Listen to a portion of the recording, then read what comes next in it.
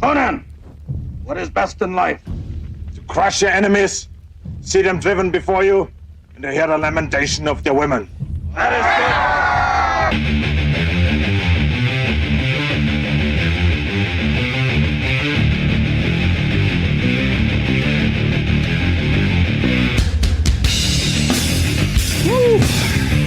I didn't think I was going to do this show today. Man, Poe's mad. Poe's mad about age differences. I guess that's the topic du jour. I haven't done this topic since the Pat Campbell days. I figured it's time to revisit. Yeah, I didn't think I was going to do this. We got a lot of feedback, so. Why is it chicks dig older dudes, right? Right, ladies? You know I'm right. Live from the secret underground nuclear fallout shelter in the middle of the Nevada desert. This is The Rational Male, live from Reno, Nevada.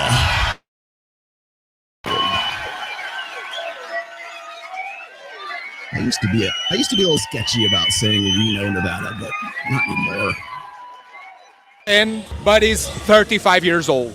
Smash. Smash. I like older men. Yeah. Smash. Smash. Fast, yeah. What's your age? I'm 23. And what's the limits for you? 25, 26 probably? Smash. Oh, definitely smash. You like older guys? Oh, for sure. Ideal age range for you? Definitely over 30. How old are you? 24. Let's go, older guys! Smash. Old smash. Smash. Smash. Oh, smash. So are you a mom? I have 2 kids, yeah. Inspiration for the girls out there. Together.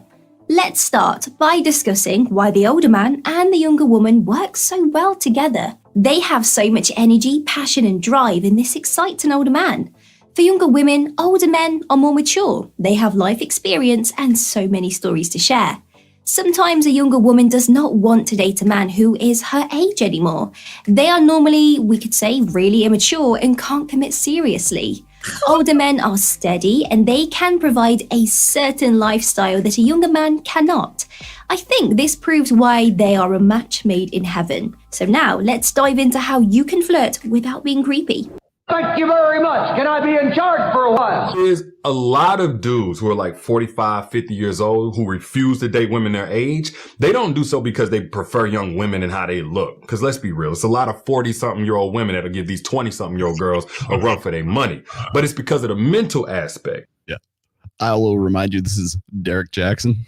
Like, as a guy gets older, the one who wants to play games, by the way, who's like 40-something, 50 years old, he remembers it being easier to play those games whenever he was like 20. Because women in that age group, they're more on hope than they are experience. But experience is the best teacher. So as he gets older and he's trying to date women his age, they're like, no. I've seen your con before. Like, I've lived the proof that you're here to waste my time, and I ain't going. So now he gonna go out here talking about how he prefers younger women because older women his age are full of baggage and they're bitter. And it's like, nah, they ain't full of baggage and bitter. They have a BS detector, so they're harder to manipulate. And manipulative men don't like that. Like, man, bro, sometimes you don't get no hoes, man. The pros and cons of dating an older guy. Starting with the pros. Number 1, they tend to be more experienced. Number 2, they tend to be more mature. Number 3, they tend to be willing or more willing to settle down quicker. Number 4, they tend to be more financially stable. Number 5, they tend to know more about what they want in life and in women. Number 5, they tend to be more direct and honest. They ain't trying to play games. All right, y'all, now for the pro. Oh, now for the cons, I mean. Let's get into it. Number 1, they may be more possessive. Number 2, they may be more controlling. Number 3, they may have more baggage. Number 4, they may be more critical of you. Number 5, they may have way less tolerance for the drama. They ain't trying to deal with all that. Or advantages to date a 31-year-old over a 21-year-old, for me personally. So can you clarify what your advantages would be for dating a 21-year-old over a 31-year-old, since you're comparing the two? Lower body count, less baggage, probably better able to pair bond, There's a few there. You got so it sounded like you might have some more. like I mean, so Oh, like better looking. That's a stretch. That's the thing. Everything you just said right there. Bro, come on. No, like what he's saying is true. What he's saying is true, but It's so subjective, though. no, like it's Make such a big fuss about turning 30. This is not a big deal. Blah, But as an blah, blah. actress. Cut to 29, and I'm like, oh my God, I feel so stressed and anxious. Wow. And I realize it's because there is suddenly this bloody influx of subliminal messaging around if you've not built a home, if you do not have a husband, if you do not have a baby, and you are turning 30, and you're not in some like incredibly like secure, stable place in your career, or you're still figuring things out, there's just like this incredible amount of anxiety. Well, I'm a whore. It's such a hot guy if he's short, like on discount, okay? Like, so smart. And if you're sitting in a picture with them, people don't know. They're just like, whoa, Glazer's batting out of her league. Like, I don't mind a tiny guy. And the society tells us as women that our boyfriends are supposed to be bigger than us. Because, like, fashion, you know? Boyfriend jeans, you know, when they're boyfriends, they're like, they're my boyfriends, and I stole them, and they're big on me, and he's so big, and I'm little. Can you tell? Boyfriend. I have a boyfriend, and these are his, and they're my PJs now. And it's just like, I have never had that. My boyfriend's jeans... Well, these are them, and thank you. Thank you. All these bitches will go to hell. Listen, I got this red button. Nobody's looking. Nobody's going to judge you. You can sleep with other women and then go home and hold your wife and tuck in your babies and provide and be a good husband and father. Every man on the planet would look left, they'd look right, and they'd hit. Bro just exposed himself and his marriage if he's married. Bro. Because no, not all men would take that deal, because some of us actually believe in the sanctity of marriage. Because he just pretty much showed us that he's not a man of his word, because what is marriage? Marriage is supposed to be between you and your partner for the rest of your life. I bet you this guy would lose his mind if he saw his wife or his girlfriend pretty much talking about the scenario and saying that she would hit the button. I bet you he wouldn't like that, and he would feel betrayed.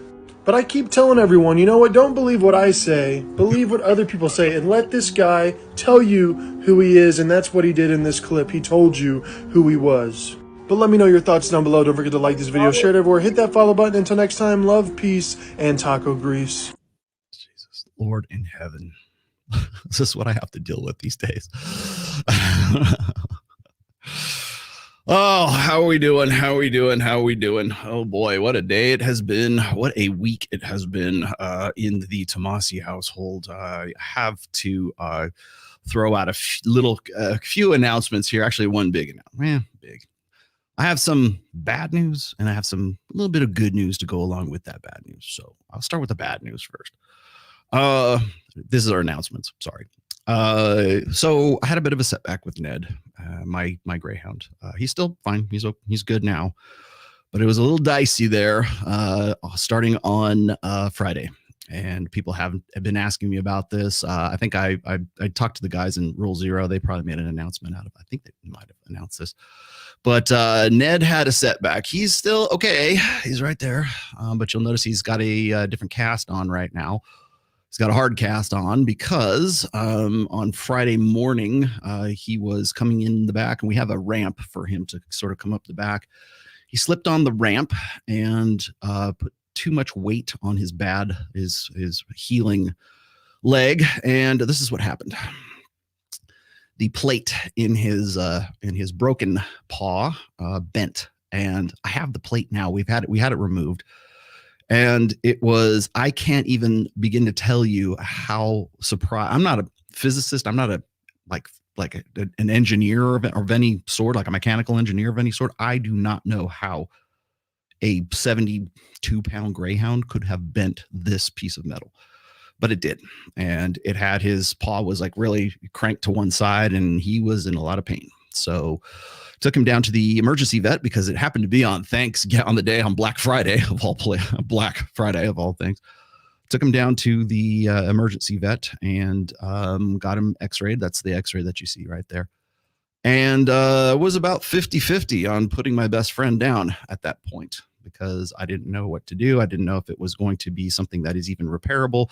Turns out it was. So that's the good news in all of this. But we definitely are back to square one with his paw.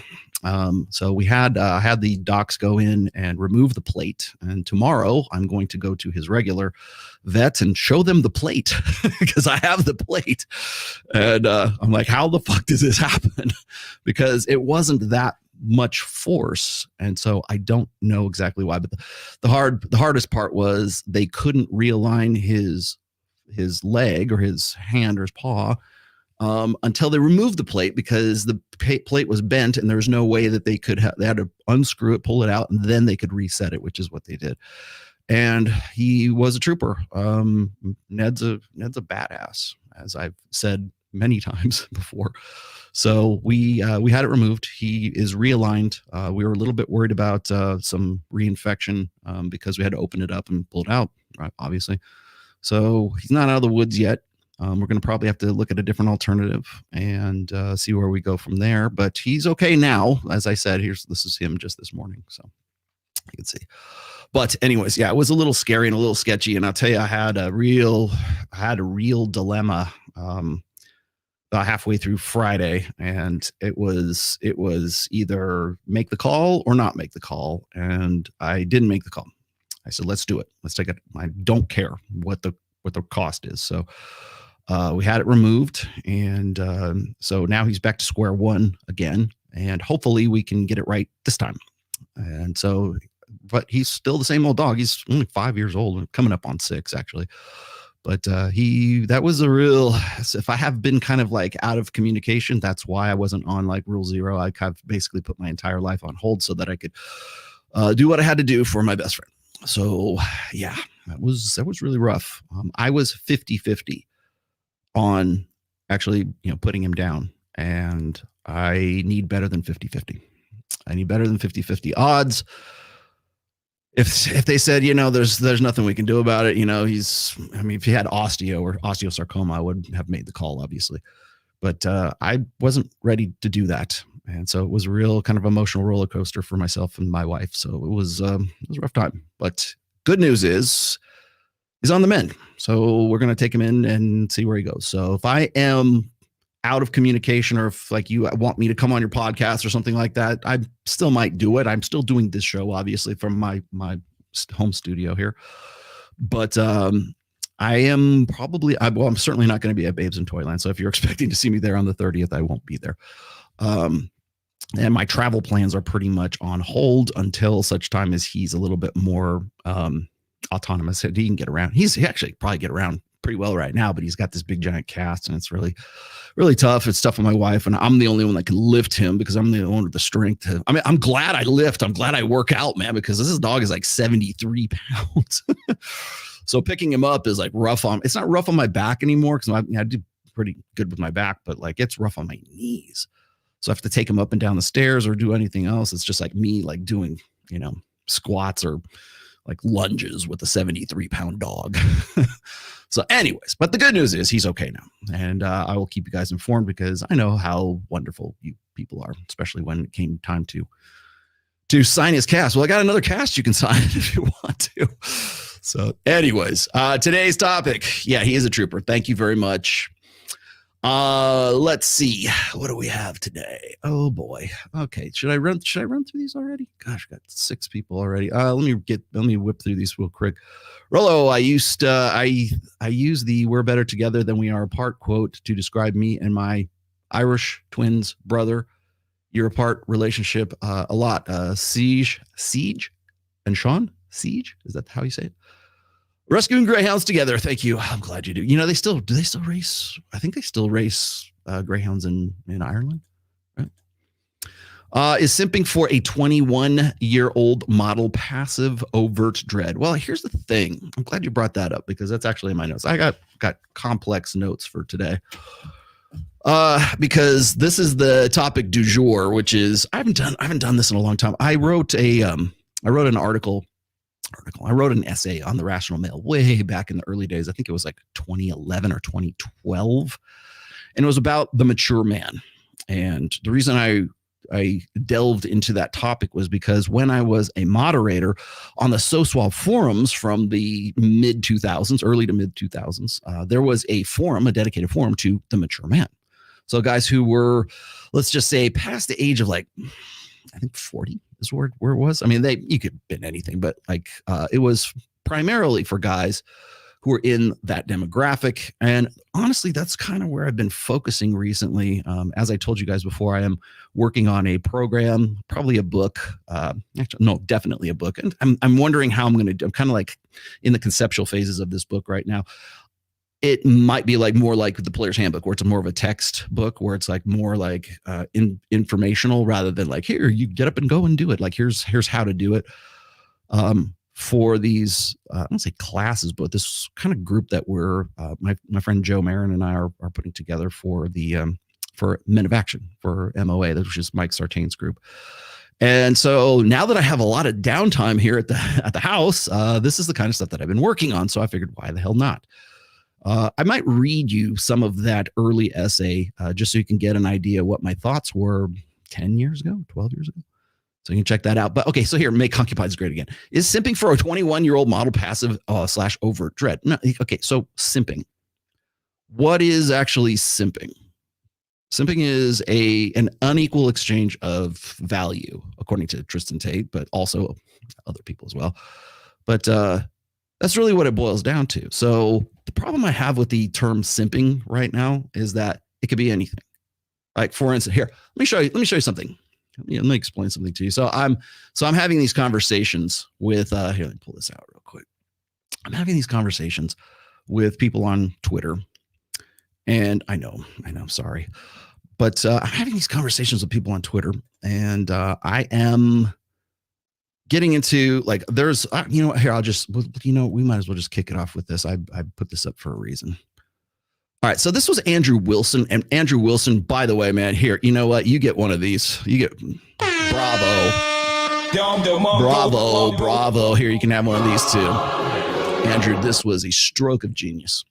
So there's a lot of hate going back. I want to say hate. There's a lot of like back and forth going along with anti-red pill, trad femmes, whatever I don't even know what the hell we're supposed to call them. But anyways, women and sort of cuttlefish, male feminists coming out of the woodwork, talking shit about older men, younger women, and it'll never work. It's cope. It's every name in the book.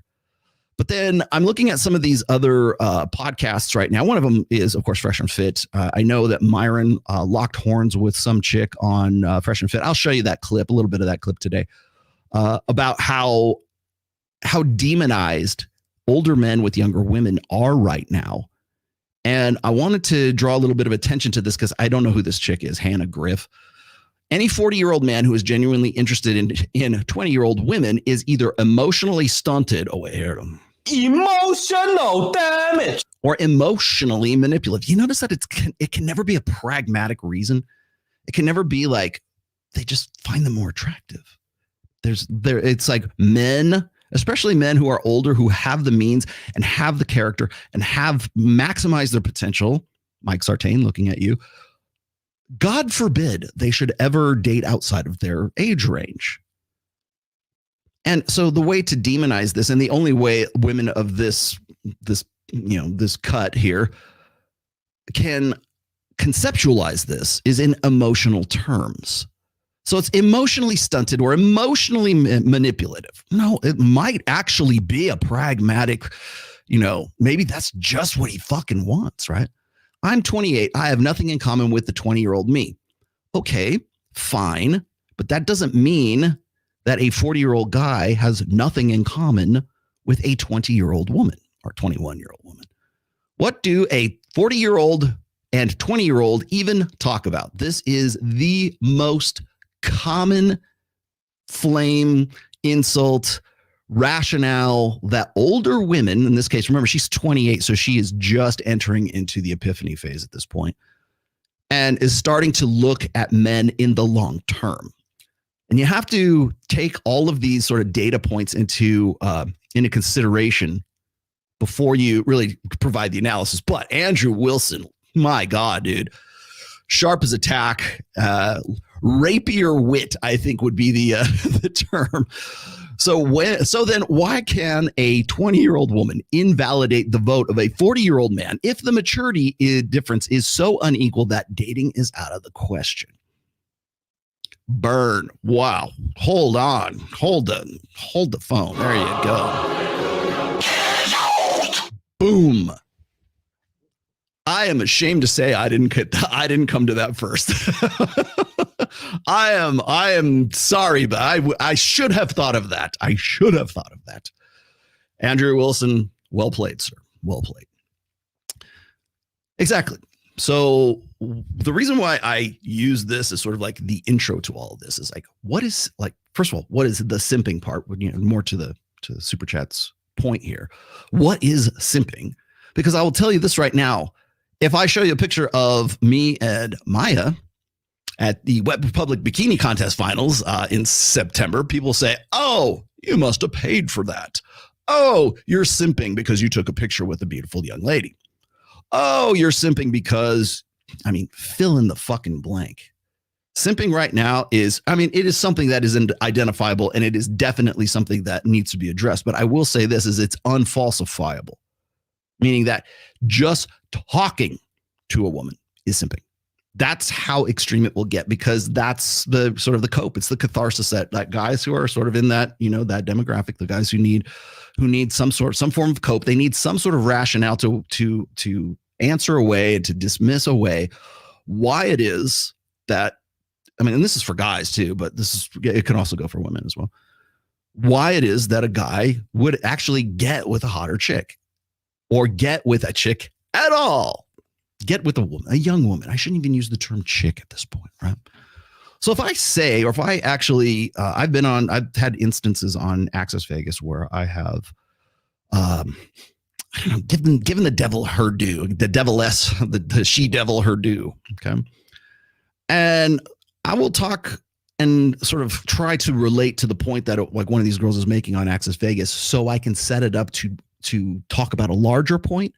But the only point, or the only stage of that sort of setup that any guy gets, is when I'm sort of trying to relate or sort of have something to be relatable, so that later on I can set her up for something else, like if it's chick crack or it's like one of these other topics, knowing full well that that's what I'm going to do because I've been doing this for so goddamn long. But everybody focuses on that one thing. That'll be the clip. Rollo Tomasi simps for this girl. No, if you watch the whole fucking thing, you'll understand the context of everything that's going on in there. So if I go and I work with Torsha, he's simping. If I work with Tiffany Fox, he's simping. Oh, I can't believe it. Oh, you just name the girls that are on. Just like by having the show at all, Access Vegas, so we're simping. So it's like you don't win. It's Kobayashi Maru, man. It's the unwinnable situation, unwinnable scenario. There's no way to win it. No win situation. So when you're going to say, oh, simping this and simping that, please let's make sure that we're a little bit more definable. Let me see what else we got here. Just so I can get to a few of these, because you guys are already on fire. I'm gonna hold you guys to $10 and up to read, but this was actually too good not to. $10 and up will get read. I'll put them on the screen if I can. What can one expect from the top tier Patreon membership? Okay, so what do I do for my top tiers?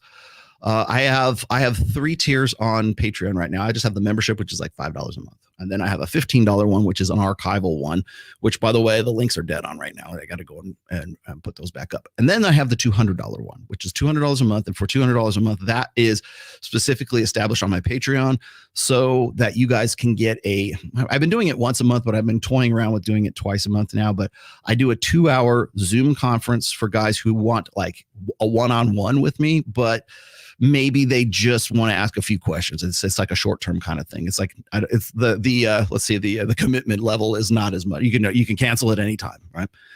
So if you want a one-on-one with me, which by the way I still do, so if you want to do that, you can email me. Make sure that if you're going to email me about a one-on-one consult, and remember, I am an analyst. I am not a therapist. I'm not a psychologist. I'm not a clinical psychologist. I'm not a doctor.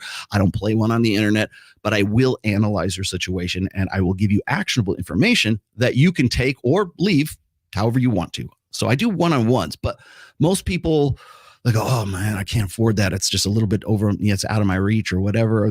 So I know that, and I want to be able to help like everybody from like a kid who's like 15 years old to guys who are in their 60s and 70s, right? I know you're not Robert Kiyosaki, so I've established that $200 tier on Patreon so that you can get a 2-hour Zoom call with me at minimum with me. And I limit it to 25 guys. I think we're down to like 6 right now, but we've had as many as like 15 or 16, and I limit it to 25. So it's not like this big, just gang of guys just say, hey, can I ask a question? And I do it for 2 hours. I run it a bit differently than Mike does for his MOA. So like MOA is still great. I mean, please, if you want to use my link, if you want to get involved in Men of Action. But for my Patreon, the top tier gets you at minimum. And well, also I should say there's other perks to it as well. So when I do classes and when I put out like exclusive videos and stuff like that, you guys get those. So that's how that works. If, by the way, you happen to be in Vegas and you're part of that, if you're part of the top tier, I will get you into places. You can come in if you want to watch the show in the green room, no problem. You're invited to come down to Sticky Paws or wherever we're doing it. So there's other perks to it, but like the people who are in my top tier, my $200 a month tier on Patreon, they know who I am, and they've like guys have come out to see me, and we've done shit together as well. Sometimes I can even get you to if you want to go to like Babes in Toyland or something like that, and I happen to be there, then if you're at that level, then there's other perks to it as well. But good question. Thank you. I meant to actually announce that. Rollo, were you and James Sexton consultants or writers of the film Napoleon? Because it is what I say, the first ever red pill film. If you can see the film, was subversive as fuck. The film also describes today's topics, must see film. Okay. That's funny because you're the first person to tell me that it's that good. My concerns with Napoleon were this, is that and remember, it's Ridley Scott. I wasn't really too worried about the historical accuracy of it, because I know that there has to be sort of, you got to like embellish stuff and like, downplay others. So you have an interesting, movie, an interesting story. So I got that. I don't have a problem with the accuracy side of things. And I'm usually a stickler for that kind of stuff. But my concern was that it was going to be more about Josephine and her like complete utter control over, the simp that it was Napoleon. Napoleon only went and conquered Europe and crowned himself the emperor of France because he wanted that sweet poontang from Josephine, that she was just, she was like a coquette, right? She's hot and she's cold, and had him wrapped around a finger. I know from historically speaking, he would write her letter. You want to talk about the simp? You want to talk about a top tier alpha simp? Remember I talk about like how there are blue pill alphas and there are red pill betas. You want to talk about a guy who is pretty much, I would not call Napoleon an alpha male, at least in respect with his dealings with women, right? Clearly. So I'm pretty well versed. I understand. I know my history well enough anyways to know the relationship between Josephine and Napoleon. I have not seen the film, the video yet. Why do we keep calling it film? We don't use film anymore. But no spoilers, please don't spoil it for me. But yeah, I want to see it, and I'm going to see it. But my reservations is that it's going to end up being sort of this like female triumphalism, feminine empowerment narrative on the back of, well, really one of the most the greatest tactical minds of that century anyways, and certainly it's Napoleon, for fuck's sake, right? I'm cautiously optimistic. Maybe it'll be ruined for me. And by the way, when I see it, I plan on writing a review for it. So there you go. Rational Trucker, thank you. And by the way, yes, super chats are slow for me once again. So if I log out, then I don't stick around. I will relog in because StreamYard still hasn't figured shit out yet. I got one for you guys. My sister was 33 and dated and married a man 2 years later. That is 27 years her senior. Wow. When I asked how old he was, she lied and said late 40s. Truth was he was born in the late 1940s. Wow. Hold on. Wait a minute. She's not a Christian. Yeah. Thank you, Rational Trucker, who is also a regular here. That's quite the age range. I think when we're talking about like how women look for men that are older than them, that's why I use the videos that I used in the intro here. By my last statistics, by the last like numbers anyways that I have viewed, women tend to select men, or want, I should say select. They want to date a guy or have some sort of like long-term relationship with a guy. Now, remember, it's not necessarily something that has to do with, remember, the short-term and long-term. So when polled, when asked, what is your ideal age range for a guy who is, for a man that you would want to like settle down with, have kids with, blah, blah, blah, an ideal long-term mate. And most women are saying anywhere between 3 to 7 years is about the age range from where they are. If you look at and granted, I'm going back to the very old OkCupid, it's Dataclysm, but it's OkCupid data that's in the book Dataclysm.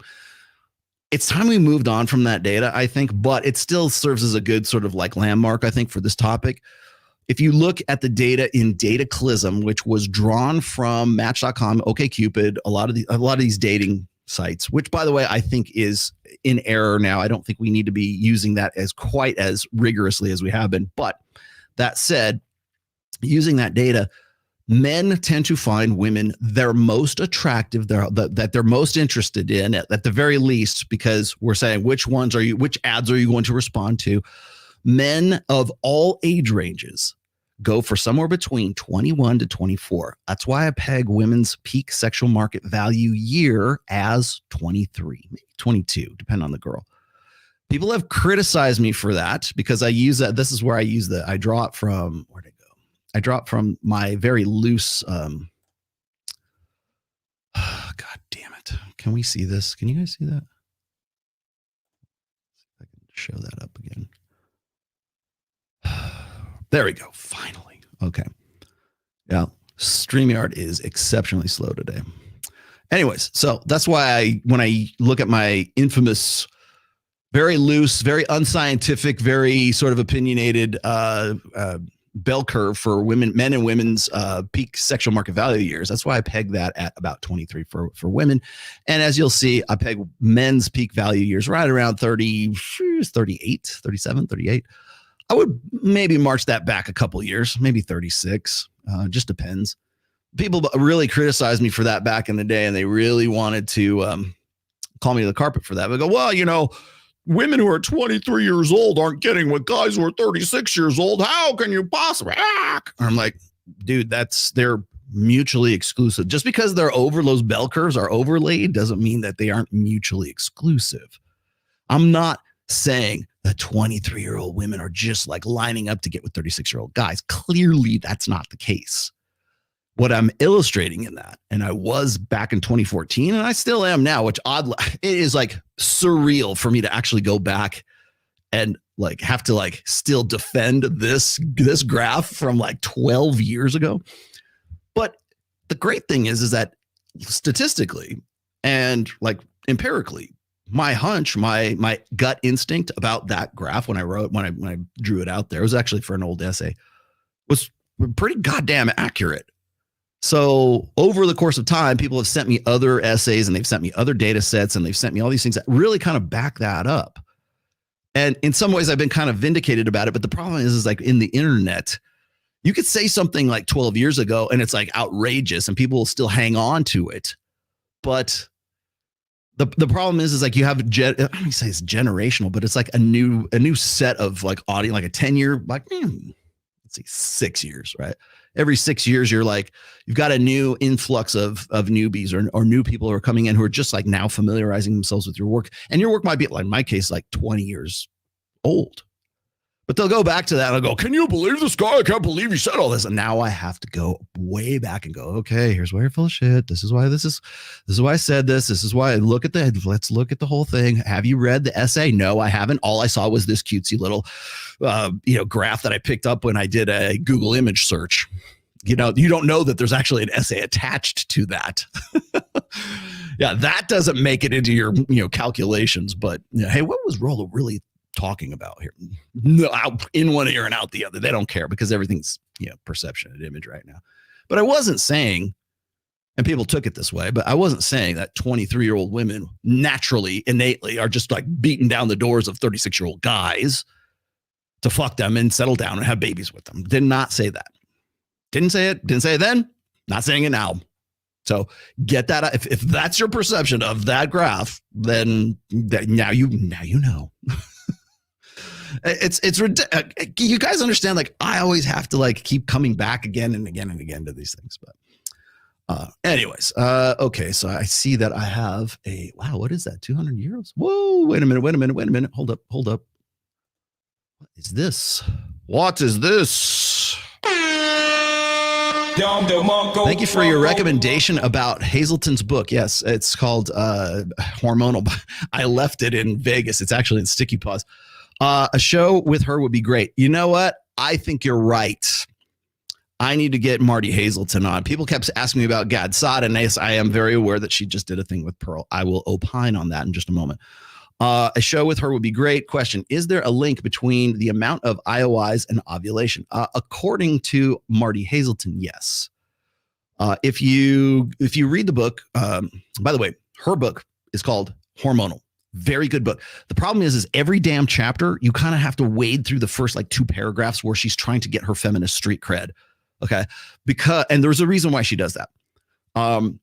Because she wants people to think that she's not, revealing all these stats and these unflattering truths that she's discovered over the course of like 25 or 30 years of actual experimental research studies. Evolution. By the way, she is a student of Dr. David Buss, just like Gad Saad. And all of her associates and her colleagues, if they didn't, they're certainly David Buss adjacent. Okay. So Hormonal is really sort of a summation of a lot of her work.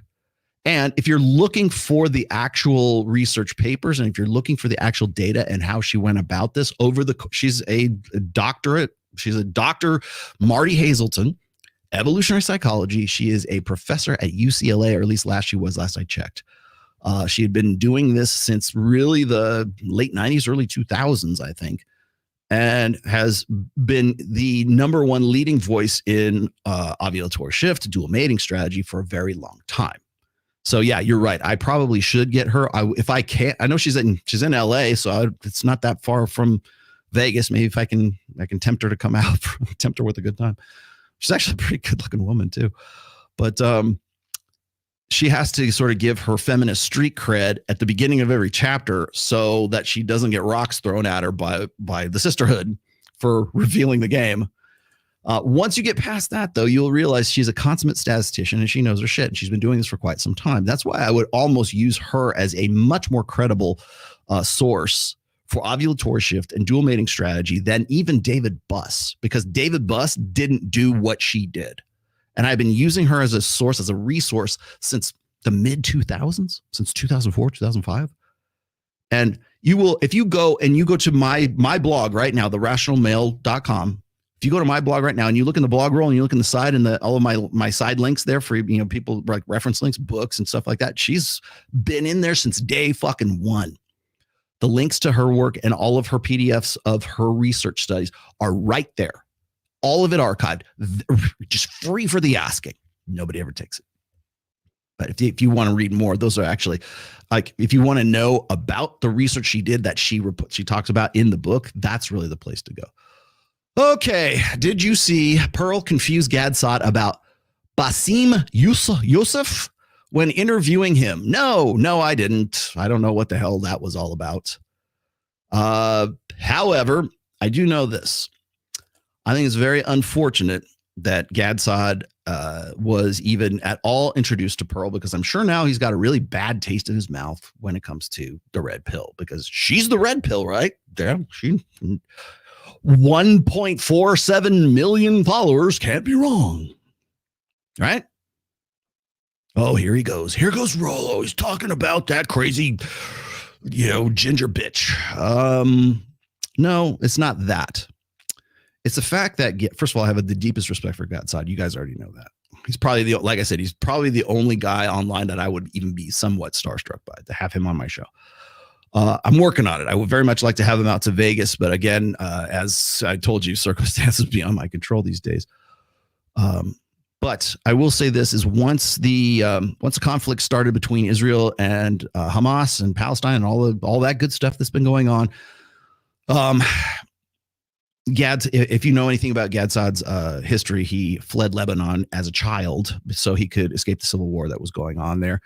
And if you've read any of his books, especially like Parasitic Mind, he actually goes into some detail about that. And I have, like I said, I have the deepest respect for the guy, just as a professional, as a very intelligent, well-educated person. Okay, I don't give a two fucks about what you think about religion or being Jewish or being Muslim or whatever else. He's a smart motherfucker, and that right there earns my respect no matter what. But the other thing that happened during that time, or more recently, is he's really been getting like death threats, and he's just been hammered flat by all these, by Crisis King, by the Nick Fuentes army, more or less. And he's just opening himself up that much more for it by going on with Pearl. I highly doubt, man, correct me if I'm wrong, because I haven't watched it. I don't really give two shits about watching it. But if people tell me I should, I will. But was it discussed during that perhaps that she needs to stop, writing songs about that Austrian painter? Or, let's see what I'm trying to think of cutesy ways to talk about the Germans of the 1930s. Maybe that's a better way to put it. Is he aware of her associations with that demographic, with that audience and fan base? Was he familiar with her lovely acoustic rendition of, hey, that Austrian painter is a great guy? I can't imagine he didn't know that, because I know that Pierce Morgan nailed her ass to the wall for that. Was that a topic of discussion? Because I don't know, I haven't watched it, but I would say this is that he's going to intensify the let's just say Nick Fuentes army to come at him as a result of that. And I don't want to see that happen, but who the fuck am I, right? Hey, new member, thank you very much. MT, I'm glad. Thank you. Welcome aboard. Welcome to Rollo's Roughnecks. Let's see, David. God, I know a guy who has entered a long distance monogamous relationship with a 3 out of 10 girl who all of his friends slept with. What would you advise? Here's what I would advise. Would you like me to know? Here, this is your $2. That's what I would advise. He knew about it too. Are you sure he knew about it too? I don't know. Let's see. She's 38, so obviously has a long past, adds a lot of value for me, and is good in the sack. Okay, dog. Keep her around. There's a long-term plate. Can I bring get to company holiday party? I'm 32 though. First of all, complete your ESL classes. No, I wouldn't do that. She's 38 and you're 32. Why are you doing that? You know the answer. Here's the thing: is I get all these questions from these guys, and you already know the answer. What am I going to give you? Are you going to actually take a course of action because Rollo told you to do something? That bugs me more. Thank you for the shout out, Ho Math last week. I'm going to shout him out a little bit today too. By the way, I like Ho Math quite a bit. I think he makes sort of breaking down some of these concepts fun. I think that's the pro. One of the cons is that people will see this and they'll take those kind of cutesy drawings and they'll say, oh, look how simplistic the red pill is. These guys are morons. Can you believe this? Imagine being so stupid as to believe this Homath guy. That's what it'll end up being. And then I'll have to go in and clarify things once again. Landon, hey, Landon, I got your message. Thanks, brother. I will get back to you for sure. Yeah, because I would very much like to stream in 4K. And at the rate things are going with StreamYard, that's going to be sooner than fucking later. I'm going to switch over to OBS here pretty soon. Figure out how to do super chats or whatever through it. But anyways, yeah, you are correct. Thank you very much for following up on that. But I got your DMs in Instagram, my friend. So there you go. And again, it is still fucking slow. All right. Jesus, man, what a mess my supers are today. Here, let's see if I can get that. Much better. Yeah, home math's funny. I like home math quite a bit. So the first thing I want to jump into here is I've got a few videos that are probably going to choke on StreamYard, and the stream's probably going to die here, but better sooner than later. So yeah, home math's great. But before we do that, I want to jump into a few things here. I was on Adam Sosnick's show with Mike Sartain. Now, before we get into too much detail here, the couple that is in my my thumbnail is actually Mike Sartain and his girlfriend Kylie. There we go. Can you see this? Because this is taking forever to display anything. Finally, there, it showed up on my screen. By the way, I shot this at the Centric. I was the cameraman on this one. Now, if you know anything about Mike, Mike is, and in this photo, Mike is 45 and she's 21. And that's just how it worked out. Okay. He met her at, Swimsuit USA last December. They've just come around to about a year together. And I said this on Saucecast, and I'll say it one more time here. It's like because I knew Mike from before. I knew Mike from as far back as I knew what his history was. And technically, I guess I knew him before I actually knew him. But let's just say since August of 2022. And so I know what I knew the girl he was with at the time, and I know he has a lot of girlfriends, and he was very much spinning plates, non-monogamous, non-exclusive, because that's Mike, right? Mike has enjoyed the intimacy and the attention of many, many women, and I don't know what his notch count is, so don't ask me. You can ask him; he'd probably tell you. If he still remembers it, I don't know. But Mike is surrounded by women who are very much younger than he is. We've had a few women who are like Jen is 50, somewhere around there, 49 or 50. So I'm thinking of like what the demographic is that we've had on like Access Vegas. So it's not that we haven't had like older women on the show. We have, but by and large, the women that Michael associates with are all younger than him by some amount.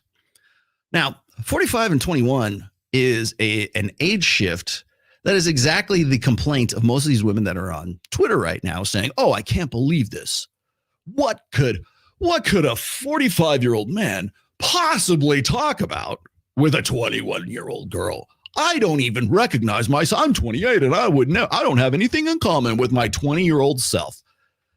By the way, whenever you see stuff like it, whenever you see these public declarations and stuff like that, particularly when women are like, it's usually trad femme women, but when women are critical of the red pill in a tweet, just like the next paragraph, if they even bother to do a line break, if you look at the next phrase down below, it's usually something about how they would never do X, Y, and Z, or how they are this way or they're that way. And usually what happens is, and I've sort of noticed this a little bit more recently, is that when women are critical of the red pill and then they want to use their own experience as the benchmark or the standard. I'm already used to that, right?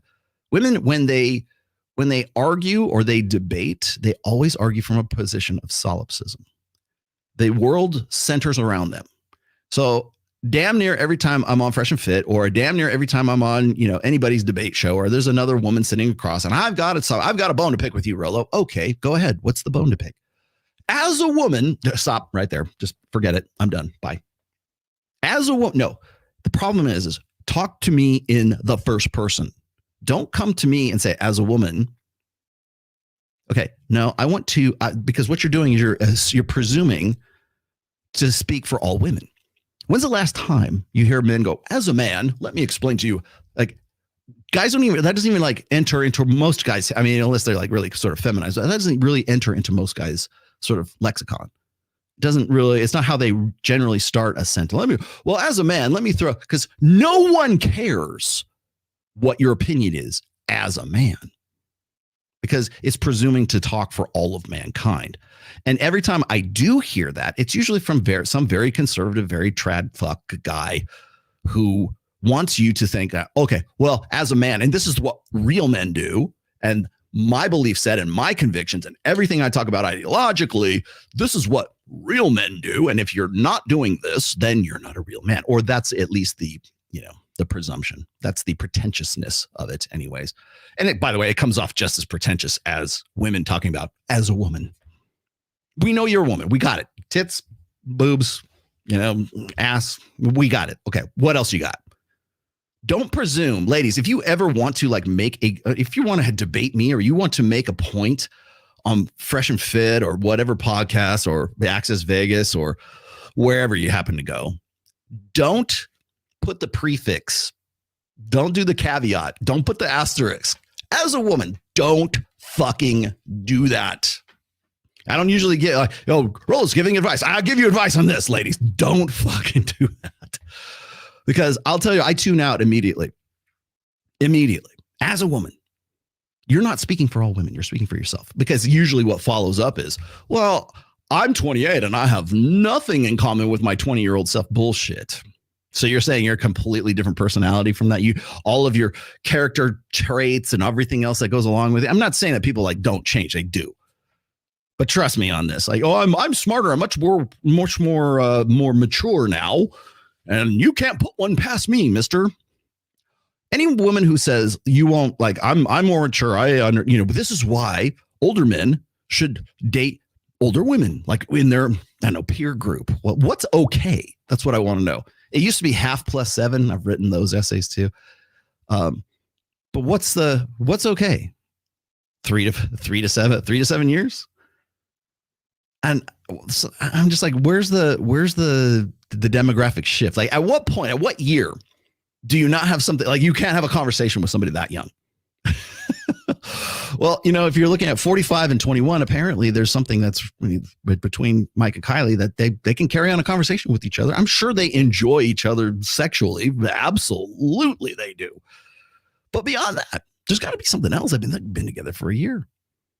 I have another video lit for a little bit later here today, assuming I can even get it on here, sort of outlining this woman who has been with her boyfriend. She's 26 at the time. She was 26 and he was 47. So it's not too much different from Mike and Kylie. And I think it's interesting because there's just so much vitriol at not just the guys, but the women too. It's almost like they're giving away the game. For women who are get to the point where it's usually, by the way, the women who complain about older men, younger women are usually in they're past the epiphany phase. They're usually in early 30s because that's what they're competing for. That's what they were hoping was going to be waiting for them in the epiphany phase. They're waiting for Mike Sartain. They're waiting, a guy of that caliber anyway.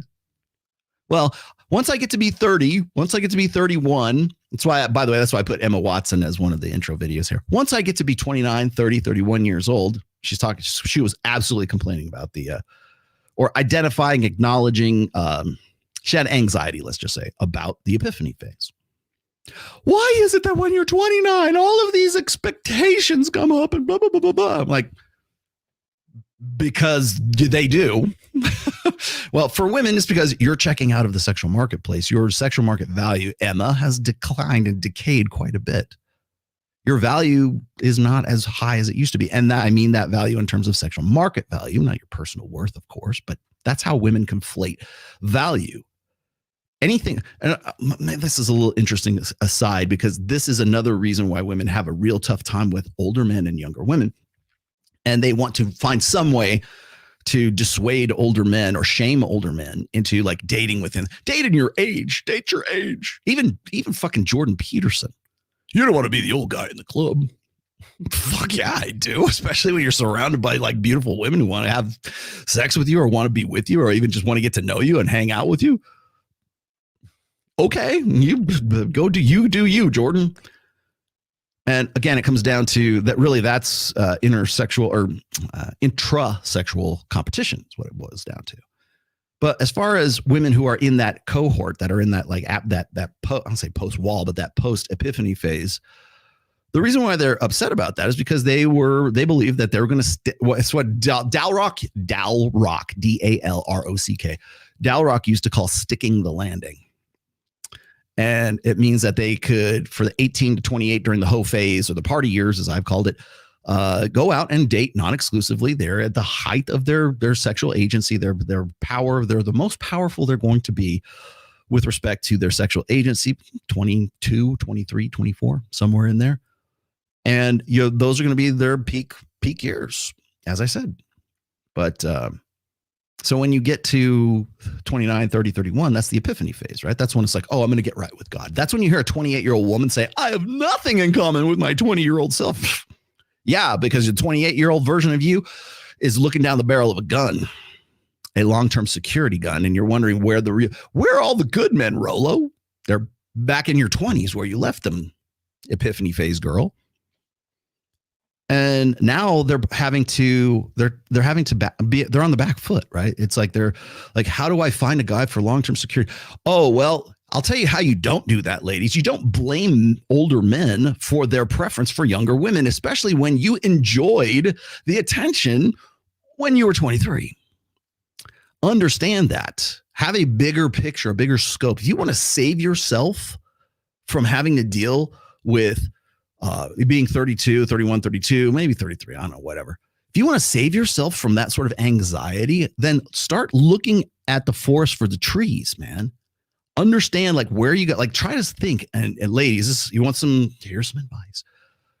Look in, it's what's I forget. Oh, it was Robert Greene calls it grand strategy. You have to think in terms of, I know it's hard, right? Math is hard, ladies.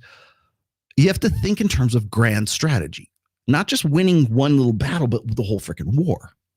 And so what you're looking at is, okay, I'm 23 now. I'm on top of my game. Guys want to get with me, yada, yada. Or maybe you're Kylie, right? I'm 21.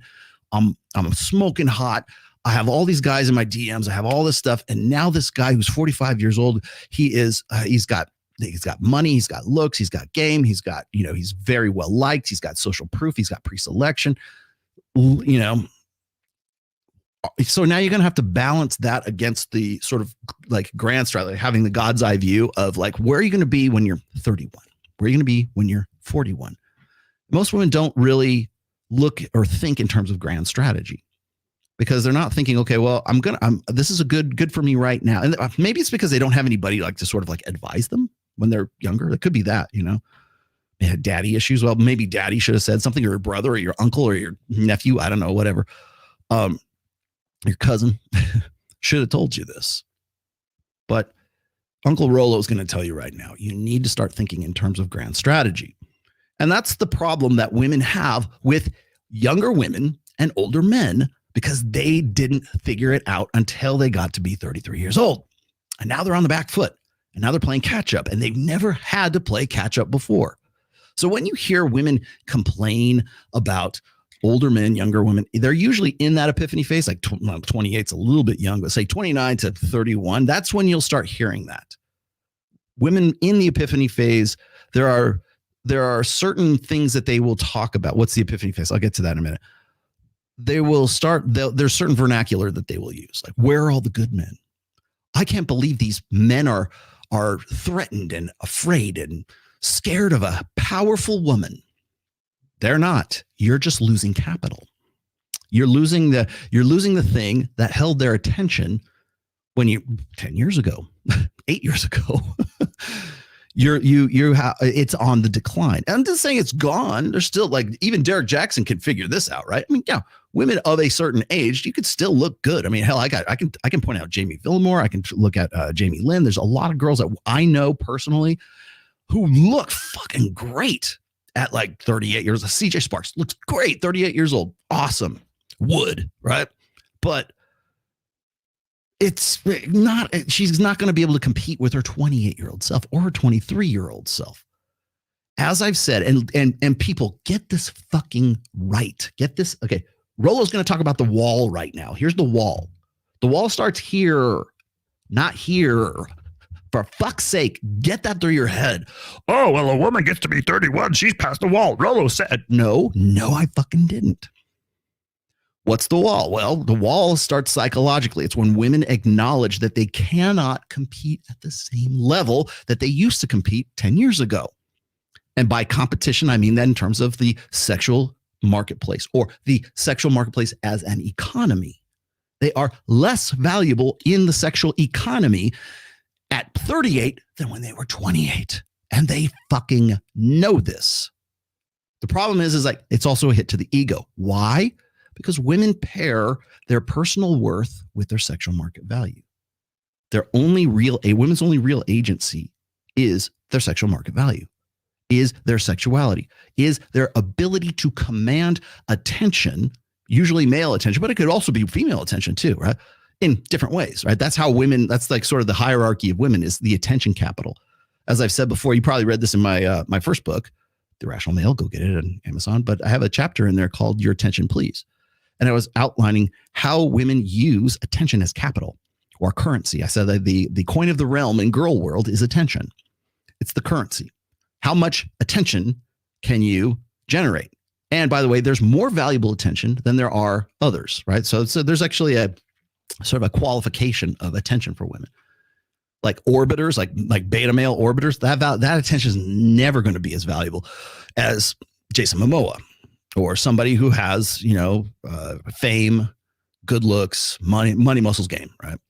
There is the kind of guy that a woman wants to get with, and his attention is going to be way more valuable than the guys who just throw it out willy-nilly. So, and I've got into that. I've sort of dug into that before as well. But the long and the short of it is that attention capital, that attention right there is less when a woman gets to be like later on in life. It's not that people probably don't want to bang her. I'm sure they do. But that's why women conflate personal worth with sexual market value. So when they hear me or they hear Myron say, oh, well, they say women are worthless after they're 33. Can you believe that? They hit the wall. How crazy is it? Imagine believing that. We don't. I'm just saying that it starts here, not here. There are Fitness America pageant winners who are hot as fuck, and they're 40 years old. Go look up Jamie Villamore. I think she's 43, 2 kids. You would never be able to figure out that she is as old as she is. In fact, I couldn't. I've tricked me. I met her in person. I was like shocked. I'm like, God damn, really? She's in her 40s and she has 2 kids too. And I was like, fucking A. So it's not necessarily, the wall isn't necessarily a physical state. It's a mental state. It's understanding and acknowledging that you can't compete with your 22-year-old self, your 20 years ago. So in a way, the 28-year-old goes, I'm not anything like I was when I was 20, and I can't relate with my 20-year-old self. Well, that's immaterial to an older man dealing with a younger woman. So let's see. I got a couple more here. Thomas. It's my understanding that a human brain isn't fully developed, matured until mid to late 20s. Depends on the sex, actually. If that's true, should older men wait until a woman is at least 25 and matured? I would say no. And I'll explain to you why here in just a second. First of all, you're not going to do that anyways. Well, if like how many guys does that like factor into their vetting? Like, well, you know what? She's 24. Should I marry her, Rolo? Or should I wait till she's 25 and her brain, her prefrontal cortex is finally all filled in? What they mean by this is fully developed. Okay, what that means is abstract thinking. And this is one of the reasons why I had such a problem with the push to like gender identify kids as young as like 4 years old. Like Johnny was born the wrong sex or the wrong gender. Johnny, do you 3-year-old Johnny, do you feel like you're a boy or a girl?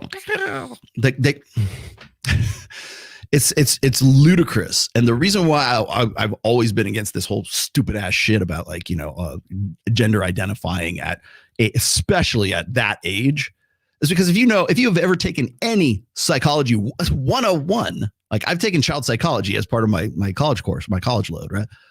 You take child psychology 101, you will understand this one basic fact. Okay.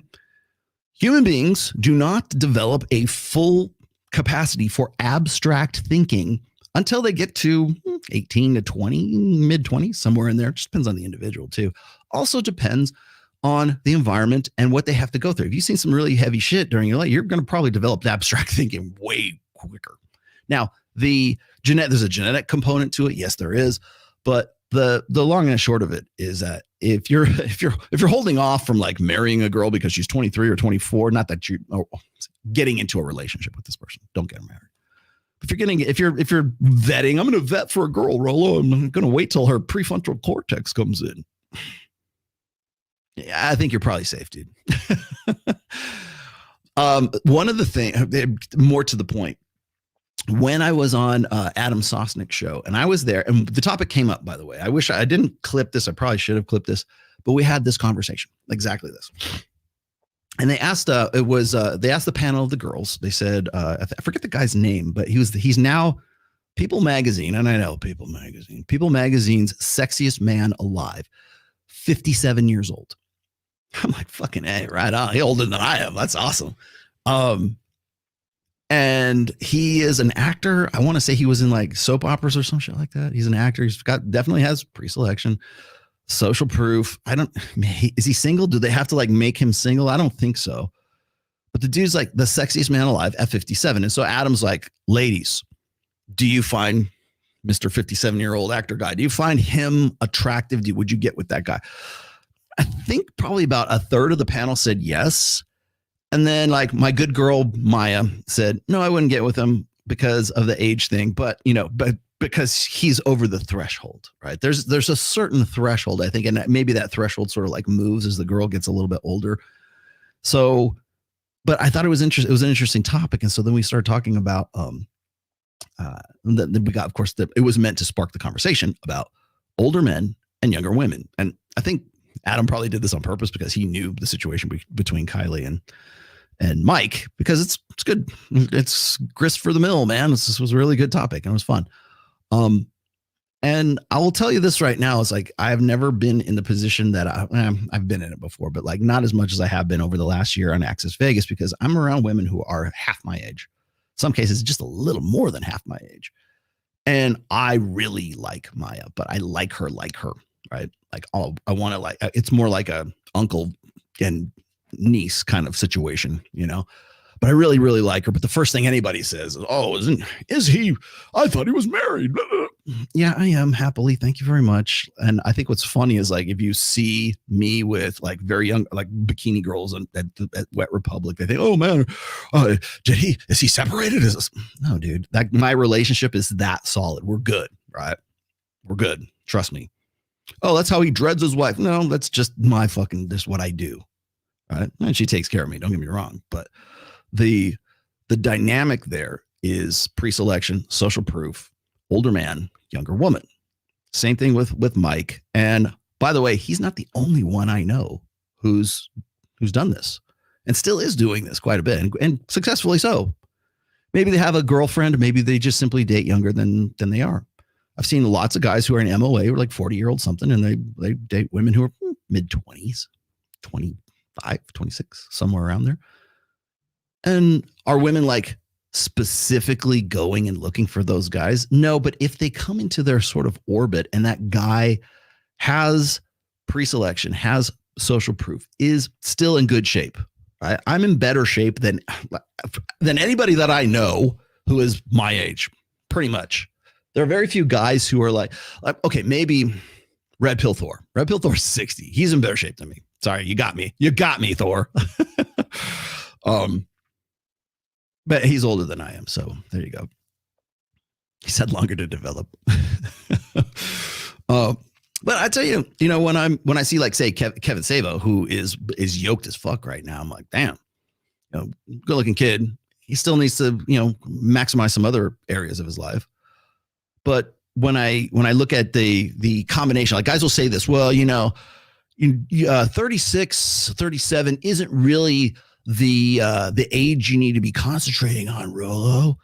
Or they will take that, they will take the bell curve, the sexual market value bell curve, and they will take it as literally as fuck. Oh, Rolo's saying that 23-year-old girls want to get with the 36-year-old guys. Now, here's the thing is they think that graph, I'll throw it back up here in just a second. They think that this graph, if I can get it to show, they think that this graph is literal, meaning that it is nothing but the physical. And that is absolutely not, even when I was doing this sort of tongue in cheek back in the day, that was never my intent. My intent was looking at just comparative values, not like saying one is going to get with the other. Because even as far back as like I think it was 2013, 2014 when I put this out, I'm looking at this and I'm saying, well, it's, it's all about looks. It's all about this. It's all about that. No, it's not. It's a combination. So when I pegged men's peak sexual market value at, what did I say, 36, 37, 38, about 38 years old. You know why I put 38? Because that's what Aristotle said was the best age. The best age for men and women to marry. Aristotle, 38 for men. I think it's 36 or 38 for men and 18 for women. And he has a very long, drawn out, explanation for why that is, because men are already established and women are not established. And I see this, by the way, I see that dynamic play out on Fresh and Fit, whatever podcast and all these other places, Access Vegas. I see it play out all the time. And women just, they just don't want to, they absolutely want to reject this notion. And the thing is, and the reason why they want to reject it is because they're not 18 anymore. And they weren't thinking in grand strategy terms. And now they're on the back foot. That's why. So they got to play defense instead of offense now. But here's the point, is that the things that make men and women maximally attractive, the things that make them attractive and arousing to the opposite sex are different. So if you look at what we like, for example, if we just take the old OkCupid data, and we see that the guys tend to find women who are between 22 and 24 universally attractive. So guys who are 15 all the way up to 95 years old. Who do they, at what age range do they find women the most attractive? And it's not staggered. It's not like, a 95-year-old finds a 90-year-old attractive. That's not how it works. The 95-year-old still thinks a 22-year-old is pretty fucking hot. And the guy who's 55, he thinks the same thing too. And the guy who's 40 and the guy who's 35 and the guy who's 15, they still think that the chick who's 22 years old or 23 years old, and with very slight derivation on that, all think that that's the best, that is the hottest, that's as good as she's going to look. Women, on the other hand, tend to stagger it. So if a woman is 22, she tends to look for a guy, or she tends to say that the guys who are most attractive to her tend to be anywhere between 3 and 7 years more than them, usually somewhere between 2 and 4, but being the average, but 3 to 7, somewhere in there is really is really where they're at. And you can see that because it staggers up, it stacks up the pyramid as women get older. Do some women find younger guys attractive? Absolutely, they do. But you got to remember that women, when they are pairing, there's just two different things. There's short-term mating and there's long-term mating. So if we're talking about long-term mating, we're talking about pairing, like pair bonding, marriage, whatever, long-term relationships, long-term security prospects, older men are always going to look better than younger men. They might want to, go the cougar route and get dug out by a guy who's in his college years. Sure. But is that guy a good prospect for the future for a woman who's 45 years old? And he's probably going to move on. I've been that guy, by the way. I've dated older women, as I said before, like the manager of one of my bands. I was 22, she was 41. That was my first sugar mama, and my first let's see, Mrs. Robinson. My first only old people will remember that reference. My first sort of cougar moment. Like, she was definitely, we didn't call it then because it was the 90s, but that was, that's more or less what it was. And it was fun. It was absolutely great, man. It was awesome. She was still in good shape. I was definitely in good shape and raring to go at 22. And I was in peak form. My rock star 20s, that's right about the mid range right there. Oh, look at Rollo, humble brag. He's glossing himself. I can't believe it. He wants to go back to the glory days. No, I'm just telling you the truth. It's and by the way, that's my generation. I'm not talking about the boomers. I'm an Xer, right? I'm not talking about the boomers or even the greatest generation. Like your great grandmother wanted to get with your great grandfather at some point. So there was something that made him maximally attractive. And I think that women on some level of consciousness, as young as when they hit puberty, right? Maybe even before that, right? They understand that men take longer to mature, whether that's physically or mentally or whatever. And women want to say it's emotional this, emotional that. And I get that, ladies, stop using the language of emotionalism. You know that a guy, men don't become men until they're 30 years old. They don't actually have developed a sense. It's not that their prefrontal cortex or their abstract thinking is not like fully intact. I've met some very smart kids. Trying to think. Oh, the guy who's the guitarist in my band and Trial of Ascension, like CJ, CJ Straw, not CJ Sparks. CJ works. He's a one of the higher ups at the Tesla Gigafactory here. Makes what you would expect from that position. Is married, has 2 kids, and he is 26, 27, somewhere in there. I've known him for 4 years, so I knew him when he was like 23. And very on top of his game, very intelligent. You would not say he doesn't have a capacity for abstract thinking. In fact, I would say more so than I do. But and that's a compliment because he's one of the best musicians I've ever known. But he's very driven, very disciplined, very, doesn't drink, doesn't smoke, doesn't do drugs. He's like sharp as a tack, and I'm very impressed with him. I'm proud to say I know CJ. But so it's not just it's an age that your brain starts thinking right. You got to remember that, like, back in the day, I use this example, and people are going to run me up the flagpole. I use this example on a couple of occasions, but is anybody familiar with with Colonel Robert Gould Shaw? He was part of the Union Army in the Civil War, and he was played masterfully by Matthew Broderick in the movie Glory. Back in the day, and also Denzel Washington, just fantastic cast. I'm pretty sure he got his best actor for that. I'm not sure. Fantastic movie. Go see it. It was about the all-black regiment that was, there's one, like the first all-black regiment for the Union Army. Really good. Great movie. Napoleon? Nah, you want historical accuracy. There you go. But Robert Gould Shaw was in his early 20s when he became a fucking colonel. So there used to be a time where men had to grow up way faster than we do now. So I'm jokingly saying that, like, guys have to, men become men at 30. Well, yeah. Well, back then in the Civil War, you better fucking be a man by the time you're 18. Because your life expectancy, especially during that time, was probably not as long as it is today. Men have the luxury of time today where they didn't have that before, just because of circumstances and everything else. So is age going to be something that's going to, like, make your brain correct or something like that? No, not necessarily. Sometimes you just have to sort of grow into it by necessity. So, I mean, I could also point to, and by the way, women, same thing. Like I can point to, like, say, the first Queen Elizabeth, right? When she was 17 when she took the throne, like back in the 1500s, 1520, somewhere around there, I think. They grow up fast. You better fucking grow up quick. Like maybe that SMV chart needs to be, like, sort of shifted, slightly back towards a younger age, right? Back then, because life expectancy was shorter. But today, I think that graph is fairly accurate, at least somewhat accurate. But regardless of the time period, I think in some ways women understand that men have to be more made. They have to be more mature. And it takes longer for them to do that. It takes longer for men to become. As I've said before, I'll reiterate this one more time. This is straight out of my book. Don't accept no substitutes. Men must become, and women just are. And women are born with that innate, depending on, luck of the draw, genetic lottery. Got it. Okay. But there are things that women can do to sort of maximize that. I don't think that they think to do that these days. But for women, there are the things that make them maximally attractive: youth, fertility, beauty, sexual availability, sexual enthusiasm. There are the things that men really want. Those are, I'm not saying that those are the only things, but those are the first things that men are looking for, whether it's short-term or long-term.